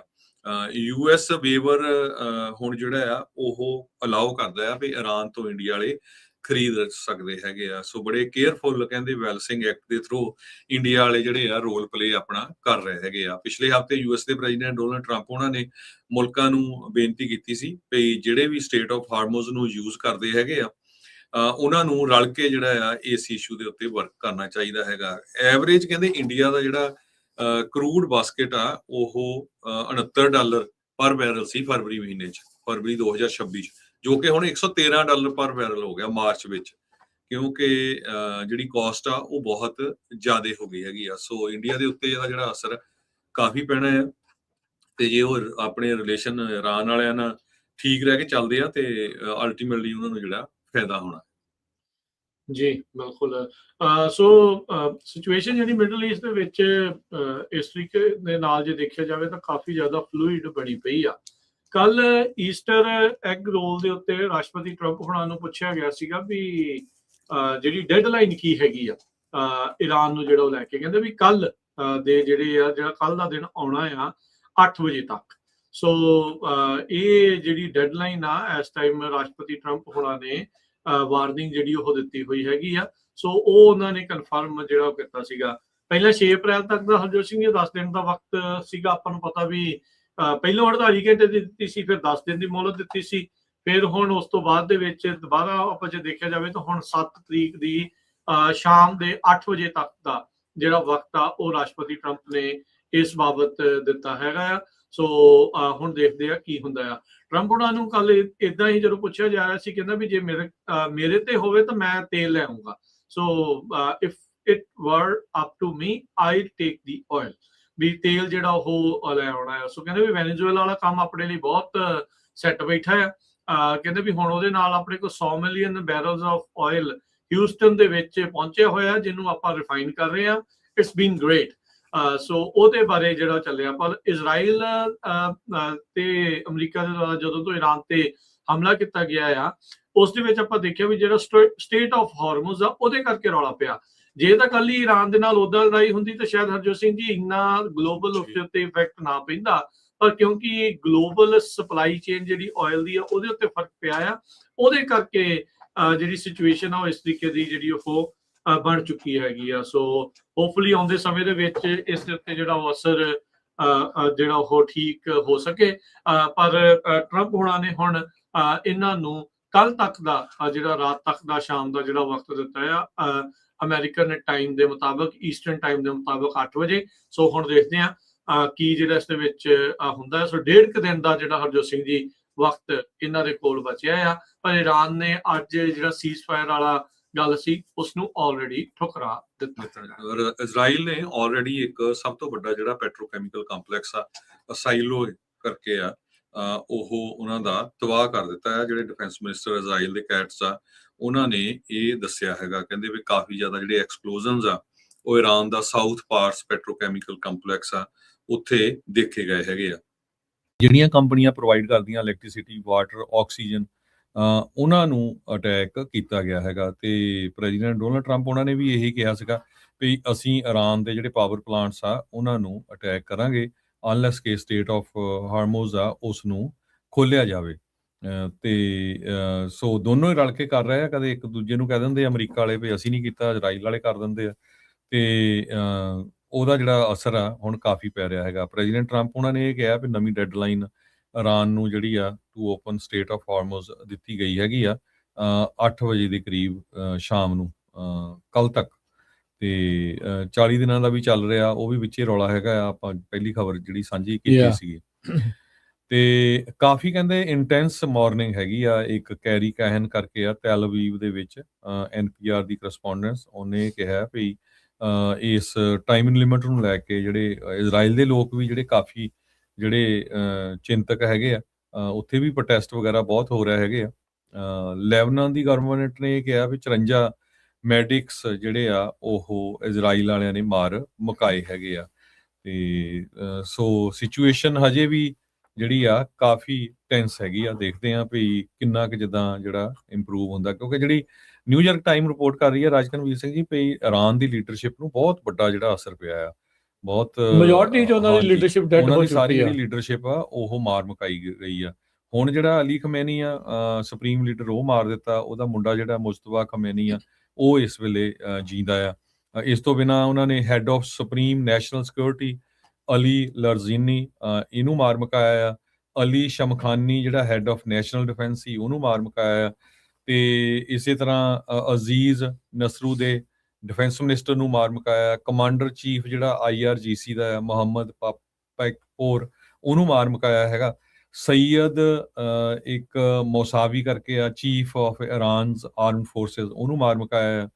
Commander of ਬਾਜਿਸ military force Soleimani ਉਹਨੂੰ ਮਾਰ ਮੁਕਾਇਆ। ਇਸੇ ਤਰ੍ਹਾਂ ਸਈਅਦ ਮਾਜਿਦ ਖਾਦਿਮੀ ਇਹ ਵੀ ਹੈੱਡ ਆਫ ਇੰਟੈਲੀਜੈਂਸ IRGC ਦਾ ਆ। ਇਸਮਾਇਲ ਖਾਤਿਬ ਇੰਟੈਲੀਜੈਂਸ ਮਿਨਿਸਟਰ ਆ, ਉਹਨੂੰ ਵੀ ਮਾਰ ਮੁਕਾਇਆ ਹੈਗਾ। ਹਸਨ ਜਵਾਲ ਅਮਲੀਅਨ head of Iran's advance weapon programme ਉਸ ਨੂੰ ਵੀ ਜਿਹੜਾ ਮਾਰ ਮੁਕਾਇਆ ਹੈਗਾ ਆ। ਸਿਰਫ ਥੋੜੇ ਜਿਹੇ ਬੰਦੇ ਜਿਹੜੇ ਆ ਉਹ ਉਹਨਾਂ ਦੇ ਬਚੇ ਹੈਗੇ ਆ। ਜੀ ਬਿਲਕੁਲ। ਅੱਜ ਜਿੱਦਾਂ ਹੁਣੇ ਦੱਸ ਕੇ ਹਟੇ ਆ ਵੀ ਈਰਾਨ ਦੇ ਜਿਹੜੇ IRGC ਦਾ ਇੰਟਲ ਚੀਫ ਸੀਗਾ ਉਹਨੂੰ ਵੀ ਮਾਰ ਮੁਕਾਇਆ ਗਿਆ ਆ। ਈਰਾਨ ਦੇ ਵਿੱਚ ਯੂਨੀਵਰਸਿਟੀ ਤੇ ਪੈਟਰੋਕੈਮੀਕਲ ਪਲਾਂਟਸ ਦੇ ਉੱਤੇ ਹਿੱਟ ਜਿਹੜੇ ਆ ਉਹ ਕੀਤੇ ਜਾ ਰਹੇ ਆ US ਤੇ ਇਜ਼ਰਾਈਲੀ ਜਿਹੜੀਆਂ ਫੋਰਸਿਸ ਆ ਉਹਨਾਂ ਦੇ ਦੁਆਰਾ। ਉਸ ਨੂੰ ਲੈ ਕੇ ਦੁਨੀਆ ਭਰ ਦੇ ਵਿੱਚ ਇਹ ਕਹਿ ਰਹੇ ਆ ਵੀ ਕਿਤੇ ਨਾ ਕਿਤੇ ਇਹਨਾਂ ਨੂੰ ਇੱਕ ਵਾਰ ਕ੍ਰਾਈਮ ਦੇ ਤੌਰ ਦੇ ਉੱਤੇ ਦੇਖਿਆ ਜਿਹੜਾ ਹੋ ਜਾਂਦਾ ਹੈ। ਹੁਣ ਤੱਕ ਇਹਨਾਂ ਜਿਹੜੇ ਪੈਟਰੋਕੈਮੀਕਲ ਤੇ ਯੂਨੀਵਰਸਿਟੀ ਦੇ ਉੱਤੇ ਹਮਲੇ ਦੇ ਵਿੱਚ 6 ਜਿਹੜੇ ਇਹਨਾਂ 'ਚ ਬੱਚੇ ਤੇ 25 ਕੁੱਲ ਜਾਣੇ ਹੁਣ ਤੱਕ ਜਿਹੜੀ ਉਹ ਮਰ ਚੁੱਕੇ ਆ। IDF ਜਿਹੜੀ ਇਜ਼ਰਾਈਲੀ ਡਿਫੈਂਸ ਫੋਰਸਿਸ ਆ ਉਹਨਾਂ ਨੇ ਇਸ ਦੇ ਬਾਰੇ ਜਿਹੜੀ ਉਹ ਜਾਣਕਾਰੀ ਜਿਹੜੀ ਉਹ ਦਿੱਤੀ ਹੈਗੀ ਆ। ਇਜ਼ਰਾਈਲੀ ਮਿਲਟਰੀ ਤੇ ਮਸਾਦ ਨੇ ਕਹਿੰਦੇ ਹੈਲਪ ਕੀਤਾ ਜਿਹੜਾ ਅਮਰੀਕਨ 에ਅਰਮੈਨ ਸੀਗਾ ਉਸ ਨੂੰ ਬਚਾਉਣ ਦੇ ਲਈ। US ਐਨਵੋਏ ਆ ਉਹਨਾਂ ਨੇ ਇਹ ਜਿਹੜੀ ਜਾਣਕਾਰੀ ਦਿੱਤੀ। ਉਹ ਕਹਿੰਦੇ ਵੀ ਬ੍ਰਿਲੀਅੰਟ ਆਪਰੇਸ਼ਨ ਸੀਗਾ ਤੇ ਇਜ਼ਰਾਈਲੀ ਏਜੰਸੀਜ਼ ਸਾਡੇ ਨਾਲ ਪਾਰਟਨਰ ਸੀਗੇ ਇਸ ਮਿਸ਼ਨ ਦੇ ਵਿੱਚ, ਉਹਨਾਂ ਨੇ ਜਿਹੜਾ ਉਹ ਮਦਦ ਕੀਤੀ ਆ। ਸਾਊਥ ਕੋਰੀਆ ਇਹ ਦਾਅਵਾ ਕਰ ਰਿਹਾ ਵੀ ਨਾਰਥ ਕੋਰੀਆ ਆਪਣੇ ਆਪ ਨੂੰ ਹੁਣ ਈਰਾਨ ਦੇ ਨਾਲੋਂ ਵੱਖਰੇ ਤੌਰ ਦੇ ਉੱਤੇ ਡਿਸਟੈਂਸ ਕਰ ਰਿਹਾ, ਆਪਣੀ ਦੂਰੀ ਜਿਹੜੀ ਆ ਉਹ ਬਣਾ ਰਿਹਾ ਹੈਗਾ। ਕਹਿੰਦੇ ਵੀ ਨਾ ਉਹ ਉਹਨਾਂ ਨੂੰ ਵੈਪਨ ਸਪਲਾਈ ਕਰ ਰਿਹਾ ਹੈ ਤੇ ਕਹਿੰਦੇ ਵੀ ਪਬਲਿਕ ਦੇ ਵਿੱਚ ਵੀ ਉਹਨਾਂ ਦੀ ਸਪੋਰਟ ਦੇ ਮੈਸੇਜ ਨਹੀਂ ਆ ਰਹੇ ਹੈਗੇ। ਕਹਿੰਦੇ ਵੀ ਜਦੋਂ ਸਟਾਰਟ ਹੋਈ ਸੀ ਵਾਰ ਨਾਰਥ ਕੋਰੀਆ ਦੇ ਜਿਹੜੇ ਫੋਰਨ ਮਿਨਿਸਟਰ ਆ ਉਹਨਾਂ ਨੇ ਇਹ ਕਿਹਾ ਸੀਗਾ ਮਿਨਿਸਟਰੀ ਨੇ ਵੀ ਯੂਐਸ ਤੇ ਇਜ਼ਰਾਈਲ ਦੇ ਦੁਆਰਾ ਜਿਹੜਾ ਈਰਾਨ ਦੇ ਉੱਤੇ ਹਮਲਾ ਹੈ ਇਲੀਗਲ ਐਕਟ ਆਫ ਅਗਰੈਸ਼ਨ ਆ ਸੌਰੀ, ਤੇ ਕਹਿੰਦੇ ਵੀ ਫੇਕ ਪੀਸ ਤੇ ਪ੍ਰੀਟੈਕਸਟ ਦੇ ਉੱਤੇ ਜਿਹੜਾ ਉਹ ਕੀਤਾ ਸੀਗਾ। ਕਹਿੰਦੇ ਵੀ ਇਹ ਥੋੜੀਆਂ ਹੀ ਸਰਕਾਰਾਂ ਨੇ ਜਿਹੜੀਆਂ ਤਹਿਰਾਨ ਦੀ ਈਰਾਨ ਦੀ ਜਿਹੜੀ ਉਹ ਮਦਦ ਕਰਦੇ ਨੇ। ਪਿਓਂਗਯੈਂਗ ਤੇ ਤਹਿਰਾਨ ਕਹਿੰਦੇ ਵੀ ਇਹ ਥੋੜੀਆਂ ਗਵਰਨਮੈਂਟਸ ਆ ਜਿਨ੍ਹਾਂ ਨੂੰ ਰਸ਼ੀਅਨ ਪ੍ਰੈਜ਼ੀਡੈਂਟ ਦੀ ਜਿਹੜੇ ਇਨਵੇਜਨ ਦੀ ਉਹਨਾਂ ਨੇ ਸਪੋਰਟ ਕੀਤੀ ਸੀਗੀ। ਰਸ਼ੀਆ ਨੇ ਜੋ ਯੂਕਰੇਨ ਦੇ ਉੱਤੇ ਹਮਲਾ ਕੀਤਾ ਸੀਗਾ, ਤੇ ਬਸ ਉਹੀ ਚੀਜ਼ ਆ ਜਿਹੜਾ ਹਰਜੋਤ ਸਿੰਘ ਜੀ ਵੀ ਇੱਕ ਦੂਜੇ ਤੇ ਤੌਹਮਤਾਂ ਜਿਹੜੀਆਂ ਉਹ ਲੱਗ ਰਹੀਆਂ ਆ, ਪਰ ਦੁਨੀਆ ਦੇ ਵਿੱਚ ਗਲੋਬਲ ਜਿਹੜਾ ਨਵਾਂ ਆਰਡਰ ਆ ਉਹ ਬਣ ਰਿਹਾ ਆ। ਅਸਲ ਦੇ ਵਿੱਚ ਜੇ ਦੇਖਿਆ ਜਾਵੇ ਤਾਂ ਜਿਹਦਾ ਜ਼ੋਰ ਚੱਲਦਾ ਹੈ ਹਰਜੋਤ ਸਿੰਘ ਜੀ, ਉਹ ਆਪਣਾ ਜਿਹੜਾ ਉਹ ਦਿਖਾ ਰਿਹਾ ਆ, ਤੇ ਮੌਕੇ ਬਹੁਤ ਅਜਿਹੇ ਇਦਾਂ ਦੇ ਜਿਹੜੇ ਆ ਉਹ ਬਹੁਤ ਘੱਟ ਆਉਂਦੇ ਹੁੰਦੇ ਆ। ਸੋ ਹੋਰ ਵੀ ਕੌਮਾਂ ਜਿਹੜੀਆਂ ਉਹ ਇਸ ਟਾਈਮ ਦੇਖ ਰਹੀਆਂ ਆ ਵੀ ਸਾਨੂੰ ਇਸ ਕੌਨਫਲਿਕਟ ਦੇ ਵਿੱਚੋਂ ਕਿਹੜਾ ਜਿਹੜਾ ਮੌਕਾ ਆ ਉਹ ਮਿਲ ਸਕਦਾ ਹੈਗਾ ਆ, ਤੇ ਆਪਣੀ ਵੀ ਕਮਿਊਨਿਟੀ ਨੂੰ ਖਾਸ ਕਰਕੇ ਸਿੱਖਾਂ ਨੂੰ ਵੀ ਜਿਹੜਾ ਉਹ ਸੁਚੇਤ ਇਸ ਦੇ ਵਿੱਚ ਰਹਿਣਾ ਚਾਹੀਦਾ, ਦੇਖਣਾ ਚਾਹੀਦਾ ਆ ਵੀ ਇਹ ਸਾਰੇ ਕਾਸੇ ਦੇ ਵਿੱਚ ਤੁਹਾਡੀ ਮਦਦ ਕਿੱਦਾਂ ਜਿਹੜੀ ਆ ਤੁਹਾਡੇ ਮਿਸ਼ਨ ਨੂੰ ਅੱਗੇ ਵਧਾਉਣ ਦੇ ਲਈ ਕੀਤੀ ਜਿਹੜੀ ਉਹ ਜਾ ਸਕਦੀ ਹੈਗੀ ਆ। ਇਹ ਆਪਣੀ ਲੜਾਈ ਤਾਂ ਨਹੀਂ ਆ, ਪਰ ਇਹਨਾਂ ਕੌਨਫਲਿਕਟਸ ਦੇ ਵਿੱਚੋਂ ਹੀ ਨਵੇਂ ਮੁਲਕ, ਨਵੀਆਂ ਜਿਹੜੀਆਂ ਚੀਜ਼ਾਂ ਆ ਉਹ ਹਮੇਸ਼ਾ ਬਣਦੀਆਂ ਹੁੰਦੀਆਂ। ਇਹ ਖਬਰ ਕਰਕੇ ਫਿਰ ਆਪਾਂ ਬ੍ਰੇਕ ਲੈਂਦੇ ਆ। ਤੇ ਪ੍ਰੈਜ਼ੀਡੈਂਟ ਟਰੰਪ ਉਹਨਾਂ ਦੇ ਜਿਹੜੇ ਕ੍ਰਿਟਿਕ ਹੈਗੇ ਆ, ਜਿਹੜੇ ਉਹਨਾਂ ਨੂੰ ਕ੍ਰਿਟੀਸਾਈਜ਼ ਕਰਦੇ ਆ, ਉਹਨਾਂ ਨੇ ਕੈਬਨਿਟ ਨੂੰ ਕਿਹਾ ਆ ਵੀ 25th ਅਮੈਂਡਮੈਂਟ ਜੋ ਆ ਪ੍ਰੈਜ਼ੀਡੈਂਟ ਦੇ ਅਗੇਂਸਟ ਇਨਵੋਕ ਕੀਤੀ ਜਾਵੇ। ਕਹਿੰਦੇ ਵੀ ਜੋ ਮੈਸੇਜ ਪ੍ਰੈਜ਼ੀਡੈਂਟ ਟਰੰਪ ਉਹਨਾਂ ਨੇ ਟਰੂਥ ਸੋਸ਼ਲ ਦੇ ਉੱਤੇ ਈਸਟਰ ਵਾਲੇ ਦਿਨ, ਜਿਹੜਾ ਜਿੱਦਣ ਰੱਬ ਦਾ ਨਾਮ ਲਿਆ ਜਾਂਦਾ, ਵੀ ਸਾਰਿਆਂ ਨੂੰ ਕਿਹਾ ਜਾਂਦਾ ਵੀ ਇੱਕ ਦੂਜੇ ਨੂੰ ਜੱਫੀ ਪਾ ਕੇ ਮਿਲੋ, ਇੱਕ ਦੂਜੇ ਦੀ ਟੇਕ ਕੇਅਰ ਕਰੋ, ਤੇ ਉਹਦੇ ਵਿੱਚ ਉਹਨਾਂ ਨੇ ਪ੍ਰੇਜ਼ ਬੀ ਟੂ ਅੱਲਾ ਤੇ ਐਫ ਵਰਡ ਤੇ ਵੀ ਵਰਡ ਜਿਹੜੇ ਗਾਲਾਂ ਗੁਲਾਂ ਕਚਾਈਆਂ ਕੱਢੀਆਂ ਕਾਫੀ ਯੂਜ਼ ਕੀਤੇ ਸੀ। ਸੈਨੇਟਰ ਕ੍ਰਿਸ ਮਰਫੀ ਜੋ ਕਨੈਟੀਕਟ ਦੇ ਡੈਮੋਕ੍ਰੇਟ ਹੈਗੇ ਆ, ਉਹਨਾਂ ਨੇ ਕੈਬਨਿਟ ਨੂੰ ਬੇਨਤੀ ਕੀਤੀ ਆ ਵੀ ਜਿਹੜਾ 25th ਅਮੈਂਡਮੈਂਟ ਆ ਇਹਨੂੰ ਕੰਸੀਡਰ ਕੀਤਾ ਜਾਵੇ, ਜਿਹਦੇ ਮੁਤਾਬਕ ਪ੍ਰੈਜ਼ੀਡੈਂਟ ਜੋ ਆ ਉਸ ਨੂੰ ਰਿਮੂਵ ਕੀਤਾ ਜਾ ਸਕਦਾ ਹੈ ਕੁਝ ਕੰਡੀਸ਼ਨਸ ਦੇ ਤਹਿਤ। ਤੇ ਕਹਿੰਦੇ ਭਈ ਪ੍ਰੈਜ਼ੀਡੈਂਟ ਦੀ ਜਿਹੜੀ ਪੋਸਟ ਆ ਉਹ ਕੰਪਲੀਟਲੀ ਅਟਰਲੀ ਅਨਹਿੰਜਡ ਹੈਗੀ ਆ। ਕਹਿੰਦੇ ਵੀ ਜੇ ਮੈਂ ਟਰੰਪ ਦੇ ਐਡਮਿਨਿਸਟ੍ਰੇਸ਼ਨ ਕੈਬਨਿਟ 'ਚ ਹੋਵਾਂ, ਤੇ ਕਹਿੰਦੇ ਵੀ ਮੈਂ ਈਸਟਰ ਨੂੰ ਜਿਹੜਾ ਆ ਕਨਸਟੀਟਿਊਸ਼ਨ ਲਾਇਰਸ ਨੂੰ ਕਾਲ ਕਰਾਂ 25th ਅਮੈਂਡਮੈਂਟ ਦੇ ਸਬੰਧ ਦੇ ਵਿੱਚ। ਕਹਿੰਦੇ ਵੀ ਉਹਨਾਂ ਨੇ ਆਲਰੇਡੀ ਕਿੰਨੇ ਹਜ਼ਾਰਾਂ ਬੰਦੇ ਜਿਹੜੇ ਮਾਰ ਦਿੱਤੇ ਆ, ਤੇ ਹੋਰ ਹਜ਼ਾਰਾਂ ਜਿਹੜੇ ਆ ਮਾਰੇ ਜਾ ਸਕਦੇ ਹੈਗੇ ਆ। ਇਹ ਆਪਾਂ ਦੇਖਿਆ ਹੀ ਆ ਵੀ ਈਰਾਨ ਦੇ ਵਿੱਚ ਆਲਰੇਡੀ 3531 ਲੋਕ ਮਾਰੇ ਜਾ ਚੁੱਕੇ ਆ, ਤੇ ਇਸੇ ਤਰ੍ਹਾਂ 1607 ਜਿਹੜੇ ਆ ਉਹਨਾਂ ਚੋਂ ਸਿਵਲੀਅਨ ਆ। ਤੇ international federation of red cross ਤੇ ਰੈੱਡ ਕ੍ਰਿਸੈਂਟ ਸੁਸਾਇਟੀਜ਼ ਨੇ ਕਿਹਾ ਵੀ 1900 ਲੋਕ ਜਿਹੜੇ ਮਾਰੇ ਗਏ ਹੈਗੇ ਆ ਹੋਰ, ਤੇ 20,000 ਜਿਹੜੇ ਆ ਉਹ ਫੱਟੜ ਹੋਏ ਹੈਗੇ ਆ।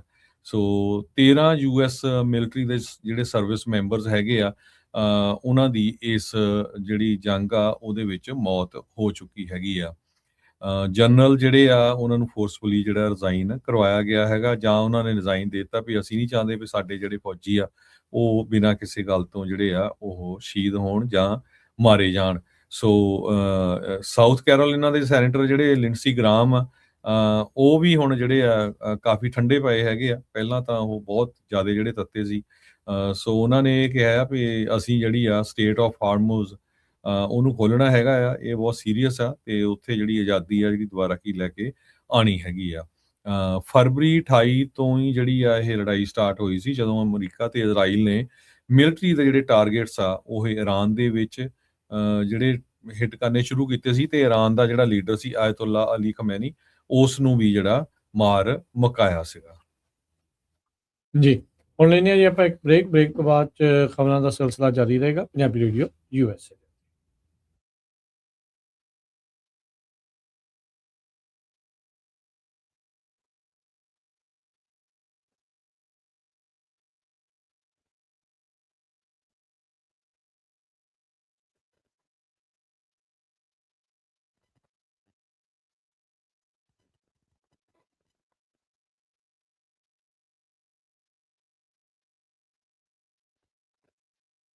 ਪੰਜਾਬੀ ਰੇਡੀਓ USA 7 ਦਿਨ 24 ਘੰਟੇ ਚੱਲਣ ਵਾਲਾ ਪੰਜਾਬੀਆਂ ਦਾ ਆਪਣਾ ਮਨਪਾਉਂਦਾ ਰੇਡੀਓ ਸਟੇਸ਼ਨ ਤੇ ਸਾਡੇ ਪਲੇਟਫਾਰਮ ਪੰਜਾਬੀ ਟੀਵੀ USA ਨੂੰ ਫਾਲੋ ਕਰੋ। ਸਾਡੇ Facebook, YouTube, Instagram ਤੇ TikTok ਪਲੇਟਫਾਰਮਸ ਤੇ ਜੁਆਇਨ ਕਰਨ ਤੋਂ ਮਗਰੋਂ ਸਬਸਕ੍ਰਾਈਬ ਕਰੋ, ਫਾਲੋ ਕਰੋ ਔਰ ਅਪਡੇਟ ਰਹੋ। ਅਸੀਂ ਤੁਹਾਨੂੰ ਖਬਰਦਾਰ ਰੱਖਣ ਲਈ ਕਰੰਟ ਅਫੇਅਰਸ ਤੇ ਮਨੋਰੰਜਨ ਭਰਪੂਰ ਐਂਟਰਟੇਨਮੈਂਟ ਪ੍ਰੋਗਰਾਮ ਪੇਸ਼ ਕਰਨੇ ਹਾਂ, ਜਿੱਦਾਂ ਅਪਡੇਟ ਅਮਰੀਕਾ प्रोग्राम लेके हाजिर हो चुके हैं इस मौके अपडेट अमेरिका, अपडेट कैलिफोर्निया, खबर ते नजर, update immigration, Sanjhi Sat, update Pakistan, Sikh history, update farming, gateway to college, breaking news, Kavi Darbar, update Canada, Panthic paradigm, the Sikh excellence show, Punjabi tech talk, interviews, live coverages ते लाइव रोड शो, इस तो अड अनगिनत प्रोग्राम्स 24 घंटे चलने वाले पंजाबियों दे सब तो वड्डे पंजाबी रेडियो नेटवर्क ते पंजाबी टीवी USA ते अपने बिजनेस दी प्रमोशन करो। प्रमोशन वास्ते साडा टेलीफोन नंबर 408 272 5200 यानी 4082725200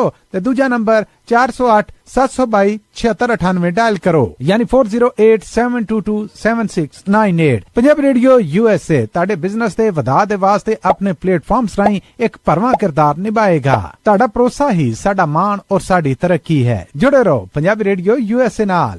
ਪੰਜਾਬੀ ਰੇਡੀਓ USA 7 ਦਿਨ 24 ਘੰਟੇ ਚੱਲਣ ਵਾਲਾ ਪੰਜਾਬੀਆਂ ਦਾ ਆਪਣਾ ਮਨਪਾਉਂਦਾ ਰੇਡੀਓ ਸਟੇਸ਼ਨ ਤੇ ਸਾਡੇ ਪਲੇਟਫਾਰਮ ਪੰਜਾਬੀ ਟੀਵੀ USA ਨੂੰ ਫਾਲੋ ਕਰੋ। ਸਾਡੇ Facebook, YouTube, Instagram ਤੇ TikTok ਪਲੇਟਫਾਰਮਸ ਤੇ ਜੁਆਇਨ ਕਰਨ ਤੋਂ ਮਗਰੋਂ ਸਬਸਕ੍ਰਾਈਬ ਕਰੋ, ਫਾਲੋ ਕਰੋ ਔਰ ਅਪਡੇਟ ਰਹੋ। ਅਸੀਂ ਤੁਹਾਨੂੰ ਖਬਰਦਾਰ ਰੱਖਣ ਲਈ ਕਰੰਟ ਅਫੇਅਰਸ ਤੇ ਮਨੋਰੰਜਨ ਭਰਪੂਰ ਐਂਟਰਟੇਨਮੈਂਟ ਪ੍ਰੋਗਰਾਮ ਪੇਸ਼ ਕਰਨੇ ਹਾਂ, ਜਿੱਦਾਂ ਅਪਡੇਟ ਅਮਰੀਕਾ, प्रोग्राम लेके हाजिर हो चुके हैं इस मौके अपडेट अमेरिका, अपडेट कैलिफोर्निया, खबर ते नजर, update immigration, Sanjhi Sat, update Pakistan, Sikh history, update farming, gateway to college, breaking news, Kavi Darbar, update Canada, Panthic paradigm, the Sikh excellence show, Punjabi tech talk, interviews, live coverages ते लाइव रोड शो, इस तो अड अनगिनत प्रोग्राम्स 24 घंटे चलने वाले पंजाबियों दे सब तो वड्डे पंजाबी रेडियो नेटवर्क ते पंजाबी टीवी USA ते अपने बिजनेस दी प्रमोशन करो। प्रमोशन वास्ते साडा टेलीफोन नंबर 408 272 5200 यानी 4082725200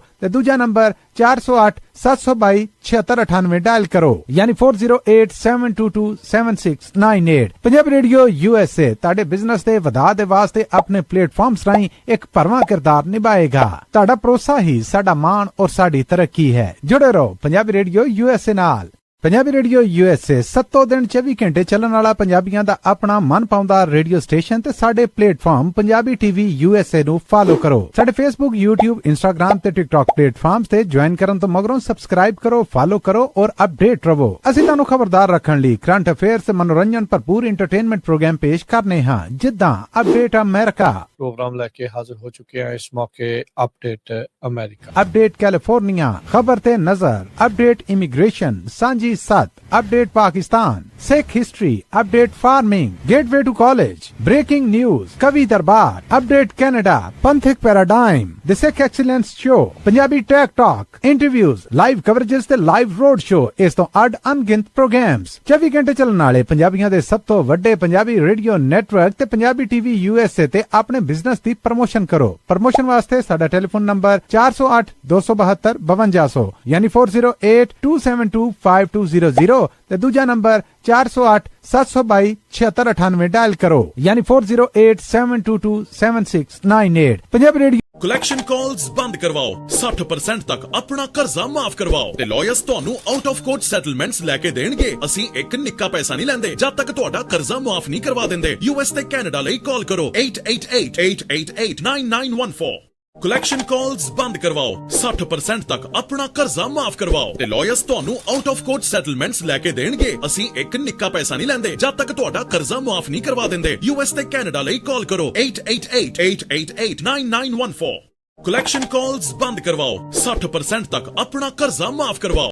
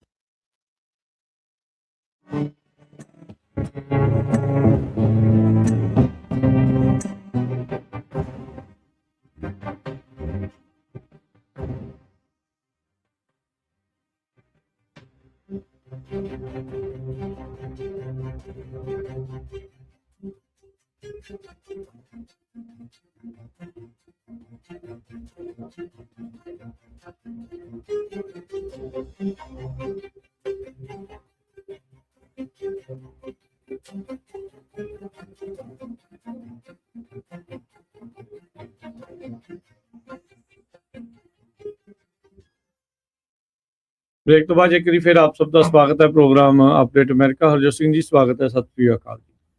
ਸਤਿ ਸ਼੍ਰੀ ਅਕਾਲ, ਧੰਨਵਾਦ ਜੀ ਆਇਆਂ ਨੂੰ। ਅਗਲੀਆਂ ਖਬਰਾਂ ਵੱਲ ਚੱਲੀਏ। ਅੱਜ ਦੀ ਜਿਹੜੀ ਨਿਊਯਾਰਕ ਟਾਈਮ ਆ, ਉਹਨਾਂ ਨੇ ਹੈਡਲਾਈਨ ਲਾ ਕੇ ਜਿਹੜੀ ਖਬਰ ਛਾਪੀ ਆ ਵੀ ਜਿਹੜਾ ਪ੍ਰੈਜ਼ੀਡੈਂਟ ਡੋਨਲਡ ਟਰੰਪ ਉਹਨਾਂ ਦਾ ਐਡਵਾਈਜ਼ਰ ਆ ਸਟੀਫਨ ਮਿਲਰ, ਉਹ ਹਜੇ ਵੀ ਆਪਣਾ ਜਿਹੜਾ ਉਹਦਾ ਇਮੀਗ੍ਰੇਸ਼ਨ ਦਾ ਏਜੰਡਾ ਆ ਚੁੱਪ ਚਪੀਤੇ ਉਹਨੂੰ ਜਿਹੜਾ ਲਾਗੂ ਕਰ ਰਿਹਾ ਹੈਗਾ, ਜਿਹਦੇ ਵਿੱਚ ਮਾਸ ਡਿਪੋਰਟੇਸ਼ਨ ਆ ਤੇ moratorium on immigration from third world countries, ਤੇ ਤਾਂ ਕਿ ਕਹਿੰਦੇ ਵੀ ਜਿਹੜਾ ਸਾਡਾ ਨੇਸ਼ਨ ਆ ਉਹ ਹੀਲ ਕਰ ਸਕੇ। ਜੋ ਮਿਨੀਐਪੋਲਿਸ ਦੇ ਵਿੱਚ ਵਾਪਰਿਆ ਤੇ ਕਹਿੰਦੇ ਵੀ ਉਹ ਹਜੇ ਤੱਕ ਉਹ ਤੋਂ ਰੁਕੇ ਨਹੀਂ ਹੈ। ਸੋ ਮਈ 2025 ਦੇ ਵਿੱਚ ਜਦੋਂ ਹੀ ਸੈਕੰਡ ਟਰਮ ਟਰੰਪ ਹੋਣਾ ਦੀ ਜਿਹੜੀ ਸੀਗੀ 4-5 ਮਹੀਨੇ ਦੀ, ਜਿਹੜਾ ਸਟੀਫਨ ਮਿਲਰ ਆ ਉਹ ਆਪਾਂ ਸਾਰਿਆਂ ਨੂੰ ਪਤਾ ਹੀ ਆ ਵੀ ਰਾਈਟ ਵਿੰਗ ਪੋਪੂਲਿਸਟ ਹੈਗਾ ਆ, ਤੇ ਉਸ ਨੇ ਇਮੀਗ੍ਰੇਸ਼ਨ ਕ੍ਰੈਕਡਾਊਨ ਦੇ ਉੱਤੇ ਜਿਹੜਾ ਆ ਪੂਰਾ ਜਿਹੜਾ ਆਪਣਾ ਕਬਜ਼ਾ ਕਰ ਲਿਆ ਸੀਗਾ।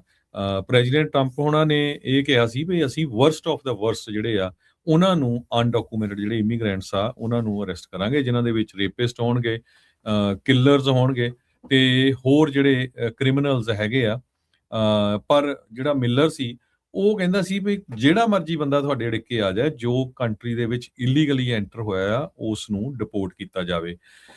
ਸੋ ਕਹਿੰਦੇ ਵੀ ਉਹ ਇੱਕ ਦਿਨ ਆਇਆ ਪਿਛਲੇ ਸਪਰਿੰਗ ਦੇ ਵਿੱਚ, ਜਿਹੜਾ ਇਮੀਗ੍ਰੇਸ਼ਨ ਦੇ ਕਸਟਮ ਇਨਫੋਰਸਮੈਂਟ ਦੇ ਹੈੱਡਕੁਆਰਟਰਸ ਹੈਗੇ ਆ, ਉੱਥੋਂ ਉਹਨੇ ਜਿਹੜੇ ਆ ਅਪਡੇਟ ਕੀਤੇ ਏਜੰਸੀ ਲੀਡਰਸ ਤੋਂ ਸਾਰੀ ਜਿਹੜੀ ਇਨਫੋਰਮੇਸ਼ਨ ਆ, ਤੇ ਉਹਦੇ ਵਿੱਚ ਉਹਨਾਂ ਨੇ ਇਹ ਕਿਹਾ ਵੀ ਕੀ ਕੁਝ ਜਿਹੜਾ ਚੱਲ ਰਿਹਾ ਹੈਗਾ ਤੇ ਕਿਸ ਤਰ੍ਹਾਂ ਜਿਹੜਾ ਇਹਦੇ ਉੱਤੇ ਐਕਟ ਕਰਨਾ ਹੈਗਾ। ਆਪਾਂ ਜੋ ਦੇਖਿਆ ਹੀ ਆ ਬਾਅਦ ਦੇ ਵਿੱਚ ਕ੍ਰਿਸਟੀ ਨੋਇਮ ਨੇ ਕੀ ਕਿਹਾ, ਕੀ ਕੀਤਾ ਮਿਨੀਐਪੋਲਿਸ ਦੇ ਵਿੱਚ, ਤੇ ਹਜ਼ਾਰਾਂ ਬੰਦੇ ਹੁਣ ਤੱਕ ਜਿਹੜੇ ਡਿਪੋਰਟ ਹੋ ਚੁੱਕੇ ਆ, ਹਜ਼ਾਰਾਂ ਨਹੀਂ ਲੱਖਾਂ ਹੀ ਆਪਾਂ ਕਹਿ ਸਕਦੇ ਆ। ਬਹੁਤ ਸਾਰੇ ਆਪਣੇ ਆਪ ਵੀ ਚਲੇ ਗਏ ਹੈਗੇ ਆ, ਤੇ ਹਜ਼ਾਰਾਂ ਦੇ ਕਰੀਬ ਲੋਕ ਜਿਹੜੇ ਆ ਉਹ ਜੇਲ੍ਹਾਂ ਦੇ ਵਿੱਚ ਹਜੇ ਵੀ ਬੰਦ ਹੈਗੇ ਆ। ਕਹਿੰਦੇ ਵੀ ਜਿਹੜਾ ਮਿਸਟਰ ਮਿਲਰ ਆ ਇਹਦਾ ਡਬਲ ਟਾਈਟਲ ਆ, deputy chief of staff for policy ਤੇ ਹੋਮਲੈਂਡ ਸਿਕਿਉਰਿਟੀ ਐਡਵਾਈਜ਼ਰ। ਦੋ ਆ, ਡਿਪਟੀ ਚੀਫ ਆਫ ਸਟਾਫ ਆ ਫਾਰ ਪਾਲਿਸੀ ਤੇ ਫਿਰ ਜਿਹੜਾ ਐਡਵਾਈਜ਼ਰ ਹੈਗਾ ਹੋਮਲੈਂਡ ਸਿਕਿਉਰਿਟੀ ਦਾ। ਸੋ ਰੈਗੂਲਰ ਕਾਲਸ ਕਹਿੰਦੇ ਵੀ ਉਹਦੀਆਂ ਜਿਹੜੀਆਂ ਪ੍ਰੈਜ਼ੀਡੈਂਟ ਦੇ ਨਾਲ ਹੁੰਦੀਆਂ ਨੈਸ਼ਨਲ ਸਿਕਿਉਰਿਟੀ ਨੂੰ ਲੈ ਕੇ, ਇਮੀਗ੍ਰੇਸ਼ਨ ਆਫੀਸ਼ੀਅਲਸ ਦੇ ਨਾਲ, ਤੇ ਉਹਨਾਂ ਦਾ ਜਿਹੜਾ ਏਜੰਡਾ ਉਸੇ ਹਿਸਾਬ ਦੇ ਨਾਲ ਚੱਲ ਰਿਹਾ ਹੈਗਾ। ਸੋ ਰਿਪਬਲਿਕਨ ਜੋ ਆ ਉਹ ਕਾਂਗਰਸ ਦੇ ਵਿੱਚ ਪੁਸ਼ ਕਰ ਰਹੇ ਆ ਵੀ ਜਿਹੜੀਆਂ ਆਈਸ ਦੇ ਵਿੱਚ ਰਿਫਾਰਮਸ ਹੋਣੀਆਂ ਚਾਹੀਦੀਆਂ ਆ, ਪਰ ਜਿਹੜੇ ਡੈਮੋਕ੍ਰੇਟਸ ਹੈਗੇ ਆ ਉਹ ਕੁਝ ਡੈਮੋਕ੍ਰੇਟਸ ਨੇ ਜਿਹੜੀਆਂ ਟਰੰਪ ਉਹਨਾਂ ਦੀਆਂ ਪਾਲਿਸੀਆਂ ਆ ਉਹਨਾਂ ਨੂੰ ਸਪੋਰਟ ਵੀ ਕੀਤਾ ਹੈਗਾ ਆ, ਉਹ ਆਪਾਂ ਦੇਖਿਆ ਹੀ ਹੈਗਾ ਆ। ਤੇ ਸੋ ਸਟੀਫਨ ਮਿਲਰ ਹਜੇ ਵੀ ਬਹੁਤ ਸਟਰੋਂਗ ਮੈਨ ਆ ਟਰੰਪ ਐਡਮਿਨਿਸਟ੍ਰੇਸ਼ਨ ਦੇ ਵਿੱਚ। ਜੀ ਬਿਲਕੁਲ। ਸੋ ਸਟੀਫਨ ਮਿਲਰ ਦਾ ਸਾਰਾ ਜਿਹੜਾ ਆ ਇਸ ਟਾਈਮ ਦੱਸਿਆ ਹਰਜੋਤ ਸਿੰਘ ਹੋਣਾ ਨੇ ਕਿ ਕੀ ਕੁਛ ਜਿਹੜਾ ਉਹ ਕਰ ਰਿਹਾ ਆ। ਅਗਲੀ ਜਿਹੜੀ ਹਰਜੋਤ ਸਿੰਘ ਜੀ ਗੱਲ ਕਰਦੇ ਜਾਈਏ ਇਮੀਗ੍ਰੇਸ਼ਨ ਦੇ ਨਾਲ ਹੀ ਇਹ ਵੀ ਸੰਬੰਧਿਤ ਆ। ਕਾਂਗੋ ਜਿਹੜਾ ਅਫਰੀਕਾ ਦਾ ਇੱਕ ਮੁਲਕ ਆ, ਉਹਨਾਂ ਨੇ ਕਿਹਾ ਵੀ ਇੱਕ ਨਵੀਂ ਡੀਲ ਦੇ ਤਹਿਤ ਉਹ ਥਰਡ ਕੰਟਰੀ ਡਿਪੋਰਟੀਜ਼ ਆ ਉਹਨਾਂ ਨੂੰ ਰਿਸੀਵ ਕਰੇਗਾ। ਕਿਨਸ਼ਾਸਾ ਜਿਹੜਾ ਆ ਉਹਨਾਂ ਦੇ ਵੱਲ ਜਿਹੜੀ ਕਿ ਰਾਜਧਾਨੀ ਆ ਬੇਸਿਕਲੀ ਕਾਂਗੋ ਦੀ, ਉਹਨਾਂ ਨੇ ਕਿਹਾ ਵੀ ਉਹ ਕੁਛ ਜਿਹੜੇ ਮਾਈਗ੍ਰੈਂਟਸ ਆ ਉਹਨਾਂ ਨੂੰ ਇਹ part of new deal under Trump administration third country program ਉਹਨਾਂ ਦਾ ਸਮਝੌਤਾ ਹੋਇਆ। ਕੱਲ ਐਤਵਾਰ ਨੂੰ ਇਹ ਅਫਰੀਕਨ ਨੇਸ਼ਨ ਉਸ ਲਿਸਟ ਦੇ ਵਿੱਚ ਦਾਖਲ ਹੋ ਗਿਆ ਆ, ਸ਼ਾਮਲ ਹੋ ਗਿਆ, ਜਿਨ੍ਹਾਂ ਨੇ ਅਮਰੀਕਾ ਦੇ ਥਰਡ ਕੰਟਰੀ ਡਿਪੋਰਟੀਜ਼ ਆ ਉਹਨਾਂ ਨੂੰ ਲੈਣ ਦੀ ਗੱਲ ਜਿਹੜੀ ਉਹ ਮੰਨ ਲਈ ਹੈਗੀ ਆ। ਕਿੱਦਣ ਤੋਂ ਲੈਣਗੇ ਜਾਂ ਕਿੰਨੇ ਨੰਬਰ ਲੈਣੇ ਆ ਉਹਦੇ ਬਾਰੇ ਉਹਨਾਂ ਨੇ ਕੋਈ ਖੁਲਾਸਾ ਨਹੀਂ ਕੀਤਾ। ਕਾਂਗੋ ਦੀ ਜਿਹੜੀ ਸਰਕਾਰ ਆ ਉਹਨਾਂ ਨੇ ਕਿਹਾ ਵੀ ਇਹ ਟੈਂਪਰੇਰੀ ਆਰਜੀ ਤੌਰ ਦੇ ਉੱਤੇ ਚੀਜ਼ ਜਿਹੜੀ ਉਹ ਕੀਤੀ ਗਈ ਹੈਗੀ ਆ। ਸੋ US ਕਹਿੰਦੇ ਵੀ ਉਹਨੇ ਕਈ ਜਿਹੜੇ ਇਦਾਂ ਦੇ ਥਰਡ ਕੰਟਰੀ ਡੈਪੋਟੇਸ਼ਨ ਡੀਲਸ ਆ ਘੱਟੋ ਘੱਟ 7 ਹੋਰ ਮੁਲਕਾਂ ਦੇ ਨਾਲ ਅਫਰੀਕਾ ਦੇ ਵਿੱਚ ਬਣਾਈਆਂ ਹੈਗੀਆਂ। ਸੋ ਥਰਡ ਕੰਟਰੀ ਡੈਪੂਟੇਸ਼ਨ ਦਾ ਕੀ ਮਤਲਬ ਆ ਵੀ ਮੰਨ ਲਓ ਜਿੱਦਾਂ ਕੋਈ ਭਾਰਤੀ ਮੂਲ ਦੇ ਬੰਦੇ ਨੂੰ ਉਹਨਾਂ ਨੇ ਡਿਪੋਰਟ ਕਰਨਾ, ਤੇ ਜੇ ਭਾਰਤ ਵਾਲੇ ਨਹੀਂ ਲੈ ਰਹੇ ਜਾਂ ਉਹਨਾਂ ਦੇ ਵਿੱਚ ਪ੍ਰਕਿਰਿਆ 'ਚ ਉਹਨਾਂ ਨੂੰ ਲੰਮਾ ਵਕਤ ਲੱਗ ਰਿਹਾ ਆ, ਤਾਂ ਇਹ ਅਜਿਹੇ ਮੁਲਕਾਂ ਦੇ ਵਿੱਚ ਜਿਹੜੇ ਉਸ ਮੁਲਕ ਦੇ ਨਿਵਾਸੀ ਨਹੀਂ ਵੀ ਆ, ਉਹਨਾਂ ਨੂੰ ਕਿਸੇ ਤੀਜੇ ਮੁਲਕ ਦੇ ਵਿੱਚ ਡਿਪੋਰਟ ਕਰਕੇ ਉਹਨਾਂ ਚਿਰ ਰੱਖਣ ਦੇ ਲਈ ਘੱਲਿਆ ਜਿਹੜਾ ਉਹ ਜਾ ਰਿਹਾ ਹੈਗਾ। ਟਰੰਪ ਐਡਮਿਨਿਸਟ੍ਰੇਸ਼ਨ ਕਹਿੰਦੇ ਵੀ 300 ਮਾਈਗ੍ਰੈਂਟਸ ਨੂੰ ਵੱਖ-ਵੱਖ ਮੁਲਕਾਂ ਦੇ ਵਿੱਚ ਡਿਪੋਰਟ ਕਰਨ ਦੇ ਲਈ $40 ਮਿਲੀਅਨ ਖਰਚੇਗੀ। ਸੋ ਆਲਰੇਡੀ ਉਹਨਾਂ ਨੇ $40 ਮਿਲੀਅਨ ਖਰਚੇ ਆ 300 ਜਾਣਿਆਂ ਨੂੰ ਡਿਪੋਰਟ ਕਰਨ ਦੇ ਲਈ ਕਿਸੇ ਹੋਰ ਮੁਲਕ ਦੇ ਵਿੱਚ।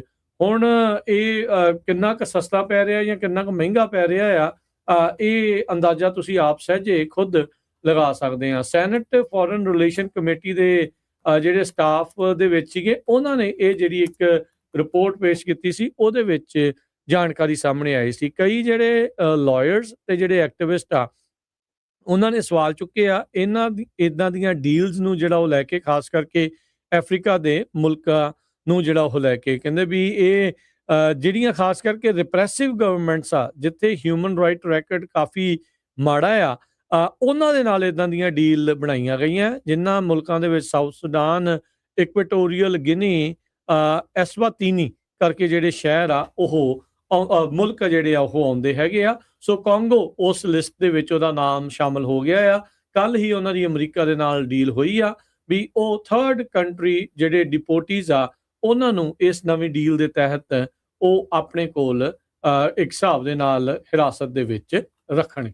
ਜੀ, ਅਗਲੀ ਖਬਰ ਵਿੱਚ ਇਹ ਕਹਿੰਦੇ ਵੀ ਇੱਕ ਬੀਬੀ ਨੇ ਆਪਣਾ ਅਮਰੀਕਾ ਦੇ ਵਿੱਚ ਆਪਣੇ ਹਸਬੈਂਡ, ਜੋ ਕਿ ਬੜਾ ਅਬਿਊਜ਼ਰ ਸੀ, ਉਹਨੂੰ ਕੁੱਟਮਾਰ ਕਰਦਾ ਸੀ, ਸ਼ਰਾਬ ਪੀ ਕੇ ਗਾਲਾਂ ਕੱਢਦਾ ਸੀ, ਉਹਨੂੰ ਜਿਹੜਾ ਡਿਪੋਰਟ ਕਰਵਾ ਦਿੱਤਾ ਕਾਫੀ ਸਾਲ ਪਹਿਲਾਂ, ਲਗਭਗ 15 ਸਾਲ ਪਹਿਲਾਂ।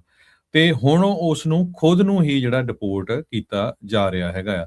ਕਾਰਮਨ ਐਫ ਕਰਕੇ ਇਸ ਬੀਬੀ ਦਾ ਨਾਮ ਦੱਸਿਆ, ਸਾਊਥ ਅਮਰੀਕਾ ਦੀ ਰਹਿਣ ਵਾਲੀ ਆ, ਜੋ ਅਮਰੀਕਾ ਦੇ ਵਿੱਚ ਸੀ ਤੇ ਉਸਨੇ ਯੂ ਵੀਜ਼ਾ ਅਪਲਾਈ ਕੀਤਾ ਕਿਉਂਕਿ ਉਹ ਕ੍ਰਾਈਮ ਵਿਕਟਮ ਸੀਗੀ, ਤੇ ਤਾਂ ਕਿ ਉਹਨੂੰ ਜਿਹੜੀ ਪਰਮਾਨੈਂਟ ਰੈਜ਼ੀਡੈਂਸੀ ਆ ਉਹ USA ਦੇ ਵਿੱਚ ਮਿਲ ਸਕੇ।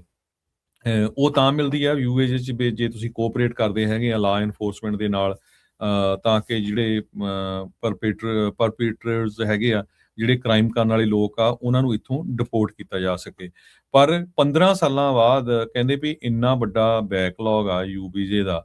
ਸੋ ਜਿਹੜਾ ਹੁਣ ਟਰੰਪ ਐਡਮਿਨਿਸਟ੍ਰੇਸ਼ਨ ਆ, ਇਸ ਬੀਬੀ ਨੂੰ ਵੀ ਜਿਹੜਾ ਡਿਪੋਰਟ ਆਪਣੇ ਮੁਲਕ ਕਰ ਰਿਹਾ ਹੈਗਾ ਆ। ਆਈਸ ਨੇ ਪਿਛਲੇ ਸਾਲ ਜੋ ਕਰਮਨ, ਇਹਦਾ ਐਕਚੁਅਲ ਨਾਂ ਨਹੀਂ ਹੈ, ਇਹ ਅਖਬਾਰ ਨੇ ਨਾਮ ਚੇਂਜ ਕਰਤਾ, ਪਰ ਜਿਹੜੀ ਸਟੋਰੀ ਆ ਉਹ ਬਿਲਕੁਲ ਰੀਅਲ ਆ, ਤੇ ਕਹਿੰਦੇ ਉਹਨੂੰ ਅਰੈਸਟ ਕਰਕੇ ਡਿਪੋਰਟ ਕਰ ਦਿੱਤਾ।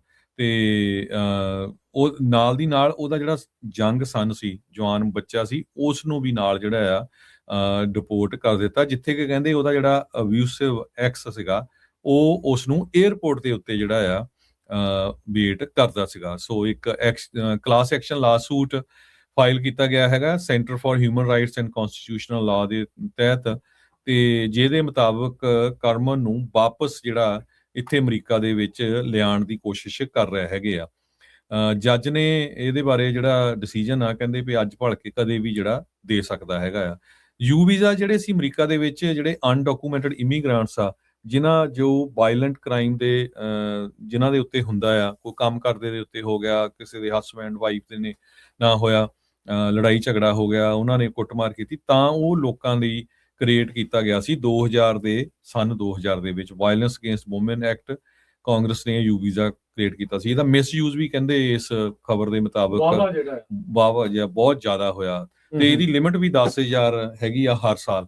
ਪਰ ਇਹ ਤੋਂ ਤੁਸੀਂ ਅੰਦਾਜ਼ਾ ਲਾ ਲਓ ਵੀ 15 ਸਾਲ ਤਾਂ ਉਹਨੂੰ ਵੇਟ ਕਰਦੀ ਨੂੰ ਹੋ ਗਿਆ, ਵੀ ਕਿੰਨੇ ਕੁ ਲੱਖ ਲੋਕਾਂ ਨੇ ਜਿਹੜਾ ਆ ਇਸ ਵੀਜ਼ੇ ਨੂੰ ਜਿਹੜਾ ਯੂਜ਼ ਕੀਤਾ ਹੈਗਾ। ਹੁਣ ਉਹਦੀ ਸਿਚੁਏਸ਼ਨ ਦੇਖੋ ਵੀ ਜਿਹੜਾ ਜੱਜ ਆ ਉਹ ਉਸ ਨੂੰ ਵਾਪਸ ਲਿਆਉਣ ਲਈ ਜਿਹੜਾ ਆ ਆਰਡਰ ਕਰਦਾ ਆ ਕਿ ਨਹੀਂ। ਜੀ, ਸੁਪਰੀਮ ਕੋਰਟ ਨੇ ਟਰੰਪ ਹੁਣਾਂ ਦੇ ਸਾਥੀ ਰਹੇ ਸਟੀਵ ਬੈਨਨ, ਅਜੇ ਵੀ ਉਹਨਾਂ ਦੇ ਜਿਹੜੇ ਸਮਰਥਕ ਆ, ਉਹਨਾਂ ਦੇ ਉਲਟ ਜਿਹੜਾ ਕ੍ਰਿਮੀਨਲ ਕੇਸ ਸੀਗਾ ਕੰਟੈਂਪਟ ਆਫ ਕਾਂਗਰਸ ਦਾ, ਉਸ ਨੂੰ ਕਲੀਅਰ ਕਰਨ ਦੇ ਲਈ ਕਹਿੰਦੇ ਵੀ ਇੱਕ ਹਿਸਾਬ ਦੇ ਨਾਲ ਰਸਤਾ ਖੋਲ ਦਿੱਤਾ ਆ। ਸੋ ਕਹਿੰਦੇ ਵੀ ਡਿਪਾਰਟਮੈਂਟ ਆਫ ਜਸਟਿਸ ਜਿਹੜਾ ਟਰੰਪ ਹੁਣਾਂ ਦਾ ਆ, ਉਹਨਾਂ ਦੇ ਅੰਡਰ ਜੋ ਚੱਲ ਰਿਹਾ ਆ, ਉਹਨਾਂ ਨੂੰ ਹੁਣ ਮੌਕਾ ਮਿਲ ਸਕਦਾ ਹੈ ਵੀ ਜਿਹੜਾ ਕ੍ਰਿਮੀਨਲ ਕੇਸ ਸਟੀਵ ਬੈਨਨ ਦੇ ਉਲਟ ਕੰਟੈਂਪਟ ਆਫ ਕਾਂਗਰਸ ਦਾ ਚੱਲ ਰਿਹਾ ਸੀ, ਉਸ ਨੂੰ ਉਹ ਕਲੀਅਰ ਕੀਤਾ ਜਾ ਸਕੇ। ਸੋ ਸੁਪਰੀਮ ਕੋਰਟ ਨੇ ਅੱਜ ਜਿਹੜੀ ਇੱਕ ਹਿਸਾਬ ਨਾਲ ਸਟੀਵ ਬੈਨਨ ਨੂੰ ਇਹ ਜਿੱਤ ਦਿੱਤੀ ਆ। 2022 ਦੇ ਵਿੱਚ ਇੱਕ ਜਿਹੜਾ ਸਪੀਨਾ ਇਸ਼ੂ ਕੀਤਾ ਗਿਆ ਸੀ ਲਾ ਮੇਕਰਸ ਦੇ ਦੁਆਰਾ, 6 ਜਨਵਰੀ ਦੀ ਹੋਈ ਜਿਹੜੀ ਹਿੰਸਾ ਆ ਉਸ ਨੂੰ ਲੈ ਕੇ ਉਦੋਂ ਇਹ ਪਹੁੰਚਿਆ ਨਹੀਂ ਸੀਗਾ। ਇਸ ਸਪੀਨਾ ਨੂੰ ਨਜ਼ਰਅੰਦਾਜ਼ ਕਰਦੇ ਹੋਏ ਇਹ ਕਾਂਗਰਸ ਦੇ ਮੋਹਰੇ ਸਵਾਲਾਂ ਦੇ ਜਵਾਬ ਦੇਣ ਦੇ ਲਈ ਇਹਨੇ ਨਾ ਕਰ ਦਿੱਤੀ ਸੀ, ਬੇਸਿਕਲੀ ਨਹੀਂ ਸੀ ਪਹੁੰਚੇ। ਫਿਰ ਉਸ ਤੋਂ ਬਾਅਦ 'ਚ ਇਹਨਾਂ ਨੂੰ ਕਨਵਿਕਟ ਕਰ ਦਿੱਤਾ ਗਿਆ ਸੀਗਾ ਇੱਕ ਫੈਡਰਲ ਜਿਊਰੀ ਦੇ ਦੁਆਰਾ ਵੀ ਤੁਸੀਂ ਕੰਪਲਾਈ ਨਹੀਂ ਕੀਤਾ ਸਪੀਨਾ ਦੇ ਲਈ ਜਿਹੜੀ ਇੰਟਰਵਿਊ ਤੇ ਡਾਕੂਮੈਂਟਸ ਦੀ ਮੰਗ ਕੀਤੀ ਗਈ ਸੀ ਹਾਊਸ ਦੀ ਜਿਹੜੀ ਕਮੇਟੀ ਆ ਉਸ ਦੇ ਦੁਆਰਾ, ਤੇ 4 ਮਹੀਨੇ ਦੀ ਜਿਹੜੀ ਸਜ਼ਾ ਆ ਉਹਨਾਂ ਨੇ 2024 ਦੇ ਵਿੱਚ ਕੱਟੀ ਸੀਗੀ। ਸੋ ਇਸ ਦੇ ਵਿੱਚ ਜਿਹੜਾ ਕਹਿੰਦੇ ਵੀ ਜਿਹੜੇ ਟਰੰਪ ਦੇ ਐਲਾਈ ਬੈਨਨ ਆ ਉਹਨਾਂ ਨੇ ਆਰਗਿਊ ਕੀਤਾ ਸੀ ਆਪਣੀ ਅਪੀਲ ਦੇ ਵਿੱਚ ਸੁਪਰੀਮ ਕੋਰਟ ਦੇ ਮੋਹਰੇ ਵੀ ਉਹਨਾਂ ਨੇ ਜਾਣ ਬੁੱਝ ਕੇ ਵਿਲਫੁਲੀ ਇਗਨੋਰ ਨਹੀਂ ਕੀਤੀ ਹਾਊਸ ਦੀ ਕਮੇਟੀ ਦਾ ਸਪੀਨਾ, ਪਰ ਕਹਿੰਦੇ ਵੀ ਉਹ ਐਡਵਾਈਸ ਲੈ ਰਹੇ ਸੀ ਆਪਣੇ ਅਟਰਨੀਜ਼ ਦੀ ਵੀ ਰਿਸਪੌਂਡ ਨਾ ਕਰੋ ਸਪੀਨਾ ਦੀ ਜਿੰਨੀ ਦੇਰ ਤੱਕ ਜਿਹੜੇ ਲਾ ਮੇਕਰਸ ਆ ਉਹ ਐਗਜ਼ੈਕਟਿਵ ਪ੍ਰਿਵਿਲੇਜ ਜੋ ਟਰੰਪ ਹੁਣਾਂ ਦਾ ਕਲੇਮ ਆ ਉਸ ਦੇ ਉੱਤੇ ਕੋਈ ਨਿਰਣਾ ਨਹੀਂ ਲੈ ਲੈਂਦੇ ਹੈਗੇ। ਸੋ ਕਹਿੰਦੇ ਵੀ ਅਪੀਲ ਟਰਨ ਤੇ ਜਿਹੜੇ ਲੋਅਰ ਕੋਰਟਸ ਨੇ ਡਿਫਾਈਨ ਕੀਤਾ ਸੀਗਾ ਜਿਹੜੀ ਅਪੀਲ ਆ ਬੇਸਿਕਲੀ ਇਸ ਟੈਕਨੀਕੈਲਿਟੀ ਦੇ ਉੱਤੇ ਜਿਹੜੀ ਚੱਲੀ ਸੀ ਵੀ ਵਿਲਫੁਲੀ ਦਾ ਕੀ ਇਸ ਦੇ ਵਿੱਚ ਮਤਲਬ ਹੈਗਾ ਆ। ਸੋ ਸੁਪਰੀਮ ਕੋਰਟ ਨੇ ਇਹਨਾਂ ਦੇ ਹੱਕ ਦੇ ਵਿੱਚ ਇੱਕ ਹਿਸਾਬ ਦੇ ਨਾਲ ਫੈਸਲਾ ਜਿਹੜਾ ਉਹ ਸੁਣਾਇਆ ਆ। ਸੋ ਹੁਣ ਬੇਸਿਕਲੀ ਡਿਪਾਰਟਮੈਂਟ ਆਫ ਜਸਟਿਸ ਇਹਨਾਂ ਦੇ ਉਲਟ ਜਿਹੜੇ ਕ੍ਰਿਮੀਨਲ ਚਾਰजेस ਲੱਗੇ ਸੀ ਉਹਨਾਂ ਨੂੰ ਕਲੀਅਰ ਕਰ ਸਕਦਾ ਹੈਗਾ ਜੀ। ਅਗਲੀ ਖਬਰ ਵਿੱਚ ਚਲੀਏ ਰਾਜਕਨਵੀਰ ਸਿੰਘ ਜੀ। ਇੱਕ CIA ਦੇ ਸਾਬਕਾ ਜਿਹੜਾ ਆਫੀਸ਼ੀਅਲ ਅਧਿਕਾਰੀ ਆ ਮਿਸਟਰ ਜੌਨ ਕ੍ਰਿਆਕੋ, ਉਹਨਾਂ ਦੀ ਇੱਕ ਇੰਟਰਵਿਊ ਹੋਈ ਆ। ਉਹਨਾਂ ਨੇ ਇੰਟਰਵਿਊ 'ਚ ਕਿਹਾ ਆ ਵੀ 23 ਜੂਨ 1985 ਦੇ ਵਿੱਚ ਜਿਹੜਾ 에ਅਰ ਇੰਡੀਆ ਦਾ ਜਹਾਜ਼ 182 ਕੈਨੇਡਾ ਤੋਂ ਇੰਡੀਆ ਜਾ ਰਿਹਾ ਸੀ ਸਿੱਟਿਆ ਸੀ, ਉਹਦੇ ਵਿੱਚ ਭਾਰਤ ਨੇ ਹੀ ਸਿੱਟਿਆ ਸੀ। ਕਹਿੰਦੇ ਵੀ ਭਾਰਤ ਦਾ ਹੀ ਹੱਥ ਸੀ। 329 ਦੇ ਕਰੀਬ ਜਿਹੜੇ ਵਿਚਾਰੇ ਬੇਕਸੂਰ ਲੋਕ ਸੀ ਉਹਨਾਂ ਦੀ ਮੌਤ ਹੋ ਗਈ ਸੀ ਤੇ ਸਾਰਾ ਜਿਹੜਾ ਦੋਸ਼ ਆ ਉਹ ਇੰਡੀਆ ਨੇ ਸਿੱਖਾਂ ਦੇ ਸਿਰ ਮੜ ਦਿੱਤਾ ਸੀ। ਬਾਅਦ ਦੇ ਵਿੱਚ ਬੁੱਕਸ ਵੀ ਆਈਆਂ ਜਿਹਦੇ ਵਿੱਚ ਉਹਨਾਂ ਨੇ ਲਿਖਿਆ ਵੀ ਨਹੀਂ ਸਿੱਖਾਂ ਦਾ ਨਹੀਂ ਸੀ ਤੇ ਇਹਦੇ ਵਿੱਚ ਹੱਥ ਸੀਗਾ। ਪਰ ਹੁਣ ਦੇਖੋ CIA ਦਾ ਸਾਬਕਾ ਅਧਿਕਾਰੀ ਆ ਉਹ ਕਹਿ ਰਿਹਾ ਆ, ਉਹ ਇਹ ਵੀ ਕਹਿ ਰਿਹਾ ਵੀ ਇਕੱਲਾ ਇਹ ਨਹੀਂ ਹੈ, ਇਸ ਤੋਂ ਬਿਨਾਂ ਜਿਹੜੇ ਬਾਹਰ ਸਿੱਖਾਂ ਨੂੰ ਮਾਰਿਆ ਜਾਂਦਾ ਆ ਉਹਦੇ ਵਿੱਚ ਵੀ ਇੰਡੀਆ ਦਾ ਸਿੱਧਾ ਹੱਥ ਹੈਗਾ ਆ, ਜਿਸ ਤਰ੍ਹਾਂ ਜਸਟਨ ਟਰੂਡੋ ਹੋਣਾ ਨੇ ਇਹ ਕਿਹਾ ਸੀਗਾ। ਜਦੋਂ ਤੋਂ ਕਹਿੰਦੇ ਇਨਕੁਆਇਰੀ ਚੱਲੀ ਆ ਤੇ ਸਾਰਾ ਸ਼ੱਕ ਜਿਹੜਾ ਭਾਰਤ ਵੱਲੇ ਸੀ ਇਸ ਜਹਾਜ਼ ਦਾ, ਤੇ ਹੁਣ ਇਸ ਅਧਿਕਾਰੀ ਵੱਲੋਂ ਜੋ ਖੁਲਾਸੇ ਕੀਤੇ ਗਏ ਆ, ਜਿਹੜੇ ਕੈਨੇਡਾ ਦੇ ਪਾਰਲੀਮੈਂਟ ਜਿਹੜੇ ਸਿੱਖ MP ਆ ਉਹਨਾਂ ਨੂੰ ਬੋਲਣਾ ਚਾਹੀਦਾ, ਜਿਹੜੇ ਆਪਾਂ ਵੀ ਆ ਇੱਕ ਦੂਜੇ ਆ ਸਾਨੂੰ ਸਾਰਿਆਂ ਨੂੰ ਇਹਦੇ ਬਾਰੇ ਬੋਲਣਾ ਚਾਹੀਦਾ, ਲਿਖਣਾ ਚਾਹੀਦਾ ਵੀ ਦੇਖੋ ਪਈ ਸਿੱਖਾਂ ਦੇ ਸਿਰ ਜਿਹੜੀ ਭਾਰਤ ਦੀ ਸਰਕਾਰ ਆ। ਹੁਣ ਤਾਂ ਇਹ ਤਾਂ ਕਲੀਅਰ ਹੋ ਗਿਆ, ਨੋ ਮੈਟਰ ਉੱਥੇ ਦੀ ਕਾਂਗਰਸ ਆ ਉੱਥੇ ਦੀ BJP ਆ ਜਿਹੜੀ ਮਰਜ਼ੀ ਆ, ਤੇ ਤੁਸੀਂ ਦੇਖ ਲਓ ਵੀ ਕੀ ਉਹਨਾਂ ਦਾ ਜਿਹੜਾ ਰਵੱਈਆ ਆ ਉਹ ਤੁਹਾਡੇ ਪ੍ਰਤੀ ਰਿਹਾ ਹੈਗਾ ਆ। ਸੋ ਜਿਹੜੇ ਵੀ ਲੋਕ ਕਹਿੰਦੇ ਆ ਵੀ ਅਸੀਂ ਬੜੇ ਇਨਸਾਫ ਪਸੰਦ ਹੈਗੇ ਆ, ਉਹਨਾਂ ਨੂੰ ਆਪਣੇ ਸੋਸ਼ਲ ਮੀਡੀਆ ਰਾਹੀਂ ਜਿੱਥੇ ਵੀ ਗੁਰੂ ਘਰਾਂ ਦੇ ਵਿੱਚ ਜਿੰਨੀਆਂ ਆਰਗੇਨਾਈਜੇਸ਼ਨਸ ਹੈਗੀਆਂ ਤੁਹਾਡੇ ਇਲੈਕਟਡ ਆਫੀਸ਼ੀਅਲਸ ਆ ਉਹਨਾਂ ਨੂੰ ਕੰਟੈਕਟ ਕਰਨਾ ਚਾਹੀਦਾ ਵੀ ਦੇਖੋ ਆ ਤਾਂ ਹੁਣ CIA ਦੇ ਆਫੀਸ਼ੀਅਲ ਜਿਹੜਾ ਸਾਬਕਾ ਜਿਹੜਾ ਬੰਦਾ ਆ EMPLOYEE ਆ ਉਹਨੇ ਵੀ ਕਹਿ ਦਿੱਤਾ ਹੈਗਾ ਵੀ ਪਿਛਲੇ ਸਾਲਾਂ ਦੇ ਵਿੱਚ ਭਾਈ ਹਰਦੀਪ ਸਿੰਘ ਨਿੱਜਰ ਉਹਨਾਂ ਦਾ ਕਤਲ ਕੀਤਾ ਗਿਆ। ਸੋ ਕਿੰਨਾ ਜ਼ਿਆਦਾ ਜਿਹੜੀ ਇਨਵੋਲਵਮੈਂਟ ਹੈਗੀ ਆ ਸਿੱਖਾਂ ਨੂੰ ਬਦਨਾਮ ਕਰਨ ਦੇ ਲਈ। ਸੋ ਸਾਡਾ ਇਹ ਨਹੀਂ ਹੁੰਦਾ ਵੀ ਕਈ ਦੇਖੋ ਜੀ ਆ ਰੇਡੀਓ ਵਾਲੇ ਆ ਬੋਲਦੇ ਨਹੀਂ, ਜੇ ਬੋਲਦੇ ਆ ਜੀ ਇਹ ਤਾਂ ਐਵੇਂ ਬੋਲੀ ਜਾਂਦੇ ਆ। ਸਾਡਾ ਵੀ ਸਾਰਿਆਂ ਦਾ ਫਰਕ ਬਣਦਾ, ਜੇ ਤੁਸੀਂ ਨਾ ਬੋਲੇ। ਕੱਲ ਉਹ ਬੰਦੇ ਸੀ ਬੇਕਸੂਰ ਜਿਹੜੇ ਜਹਾਜ਼ ਦੇ ਵਿੱਚ ਮਾਰੇ ਗਏ, ਕੱਲ ਭਾਈ ਹਰਦੀਪ ਸਿੰਘ ਨਿੱਜਰ ਸੀ, ਜਾਂ ਕੱਲ ਉਹ ਬੰਦੇ ਸੀ ਜਿਨ੍ਹਾਂ ਨੂੰ ਥ੍ਰੈਟ ਦਿੱਤੇ ਗਏ ਆ ਭਾਈ ਮਨਿੰਦਰ ਸਿੰਘ ਵਰਗੇ ਜਾਂ ਹੋਰ ਪੰਨੂ ਵਰਗੇ ਜਾਂ ਹੋਰ ਜਿਹੜੇ ਅਮਰੀਕਾ ਦੇ ਵਿੱਚ ਜਿਹੜੇ ਸਿੱਖ ਵਸਦੇ ਆ। ਆਉਣ ਵਾਲੇ ਕੱਲ ਨੂੰ ਆਪਾਂ ਵੀ ਹੋ ਸਕਦੇ ਹੈਗੇ ਆ, ਸਾਡੇ ਉਲਟ ਵੀ ਇਹ ਕੰਮ ਹੋ ਸਕਦਾ ਹੈਗਾ। ਸੋ ਤਾਂ ਕਿ ਆਉਣ ਵਾਲੇ ਸਮੇਂ ਦੇ ਵਿੱਚ ਇਦਾਂ ਦੀ ਘਟਨਾ ਜਿਹੜੀ ਨਾ ਵਾਪਰੇ, ਸਾਡੀ ਵਾਰੀ ਵੀ ਅਗਲੀ ਹੋ ਸਕਦੀ ਆ, ਸਾਨੂੰ ਬੋਲਣਾ ਚਾਹੀਦਾ ਆ। ਕੱਲ ਰਾਜਕਨਵੀਰ ਸਿੰਘ ਜੀ ਆਪਾਂ ਦੇਖਿਆ ਪਾਲੋ ਆਲਟੋ 'ਚ ਆਪਾਂ ਗਏ ਸੀ ਵੀ ਕਿਸ ਤਰ੍ਹਾਂ ਉੱਥੇ ਜਿਹੜੇ ਕਿੰਨੇ ਬਜ਼ੁਰਗ ਸੀ ਉਹ ਪ੍ਰੋਟੈਸਟ ਕਰ ਰਹੇ ਸੀ ਜੰਗ ਦੇ ਅਗੇਂਸਟ, ਵਾਰ ਦੇ ਅਗੇਂਸਟ। ਇਹ ਹਰ ਇੱਕ ਦਾ ਓਪੀਨੀਅਨ ਆ, ਕੋਈ ਹੱਕ 'ਚ ਹੋ ਸਕਦਾ, ਕੋਈ ਅਗੇਂਸਟ ਹੋ ਸਕਦਾ, ਪਰ ਮੈਂ ਦੇਖਦਾ ਸੀ ਬਹੁਤ 90% ਉਹਨਾਂ 'ਚ ਗੋਰੇ ਸੀਗੇ ਤੇ ਕਾਫੀ ਬਜ਼ੁਰਗ ਸੀ, ਕੋਈ ਆਪਣੀਆਂ ਜਿਹੜੀਆਂ ਵੀਲ ਚੇਅਰ ਦੇ ਉੱਤੇ ਬੈਠੇ ਸੀ। ਸੋ ਕਿਉਂਕਿ ਉਹਨਾਂ ਨੂੰ ਕਾਹਦਾ ਫਿਕਰ ਆ, ਅਮਰੀਕਨ ਬੋਰਨ ਆ, ਅਮਰੀਕਾ 'ਚ ਰਹਿੰਦੇ ਹੈਗੇ ਆ, ਪਰ ਉਹ ਚਾਹੁੰਦੇ ਵੀ ਦੁਨੀਆ ਦੇ ਵਿੱਚ ਸ਼ਾਂਤੀ ਹੋਵੇ, ਲੜਾਈ ਝਗੜਾ ਨਾ ਹੋਵੇ। ਸੋ ਆਪਣਾ ਹਰ ਇੱਕ ਦਾ ਫਰਜ਼ ਬਣਦਾ ਹੈਗਾ, ਜਿੱਥੇ ਕਿਤੇ ਵੀ ਕਿਤੇ ਕੋਈ ਜ਼ੁਲਮ ਹੁੰਦਾ ਹੈਗਾ ਸਾਨੂੰ ਉਹਦੇ ਅਗੇਂਸਟ ਬੋਲਣਾ ਚਾਹੀਦਾ ਹੈ। ਜੀ ਤੇ ਹਰਜੋਤ ਸਿੰਘ ਜੀ, ਸਮਾਜ ਦੇ ਪ੍ਰੋਗਰਾਮ ਦਾ ਹੁਣ ਇੱਥੇ ਹੀ ਸਮਾਪਤ ਆ। ਮਿਲਾਂਗੇ ਆਪਾਂ ਆਪਣੇ ਸਾਰੇ ਜਿਹੜੇ ਸਰੋਤਿਆਂ ਦਰਸ਼ਕਾਂ ਨੂੰ ਅਗਲੀ ਵਾਰ। ਉਦੋਂ ਤੱਕ ਲਈ ਲੈਣੇ ਇਜਾਜ਼ਤ। ਮੇਰੇ ਰਾਜਕਨਵੀਰ ਸਿੰਘ ਵੱਲੋਂ ਤੇ ਹਰਜੋਤ ਸਿੰਘ ਵੱਲੋਂ ਸਭ ਨੂੰ ਪਿਆਰ ਸਤਿਕਾਰ ਸੇ ਨਿੱਘੀ ਜਿਹੀ ਸਤਿ ਸ੍ਰੀ ਅਕਾਲ। ਜਿਉਂਦੇ ਵਾਸਤੇ ਰਹੋ, ਹੱਸਦੇ ਖੇਡਦੇ ਰਹੋ, ਸੁਣਦੇ ਰਹੋ, ਦੇਖਦੇ ਰਹੋ ਪੰਜਾਬੀ ਰੇਡੀਓ ਯੂ US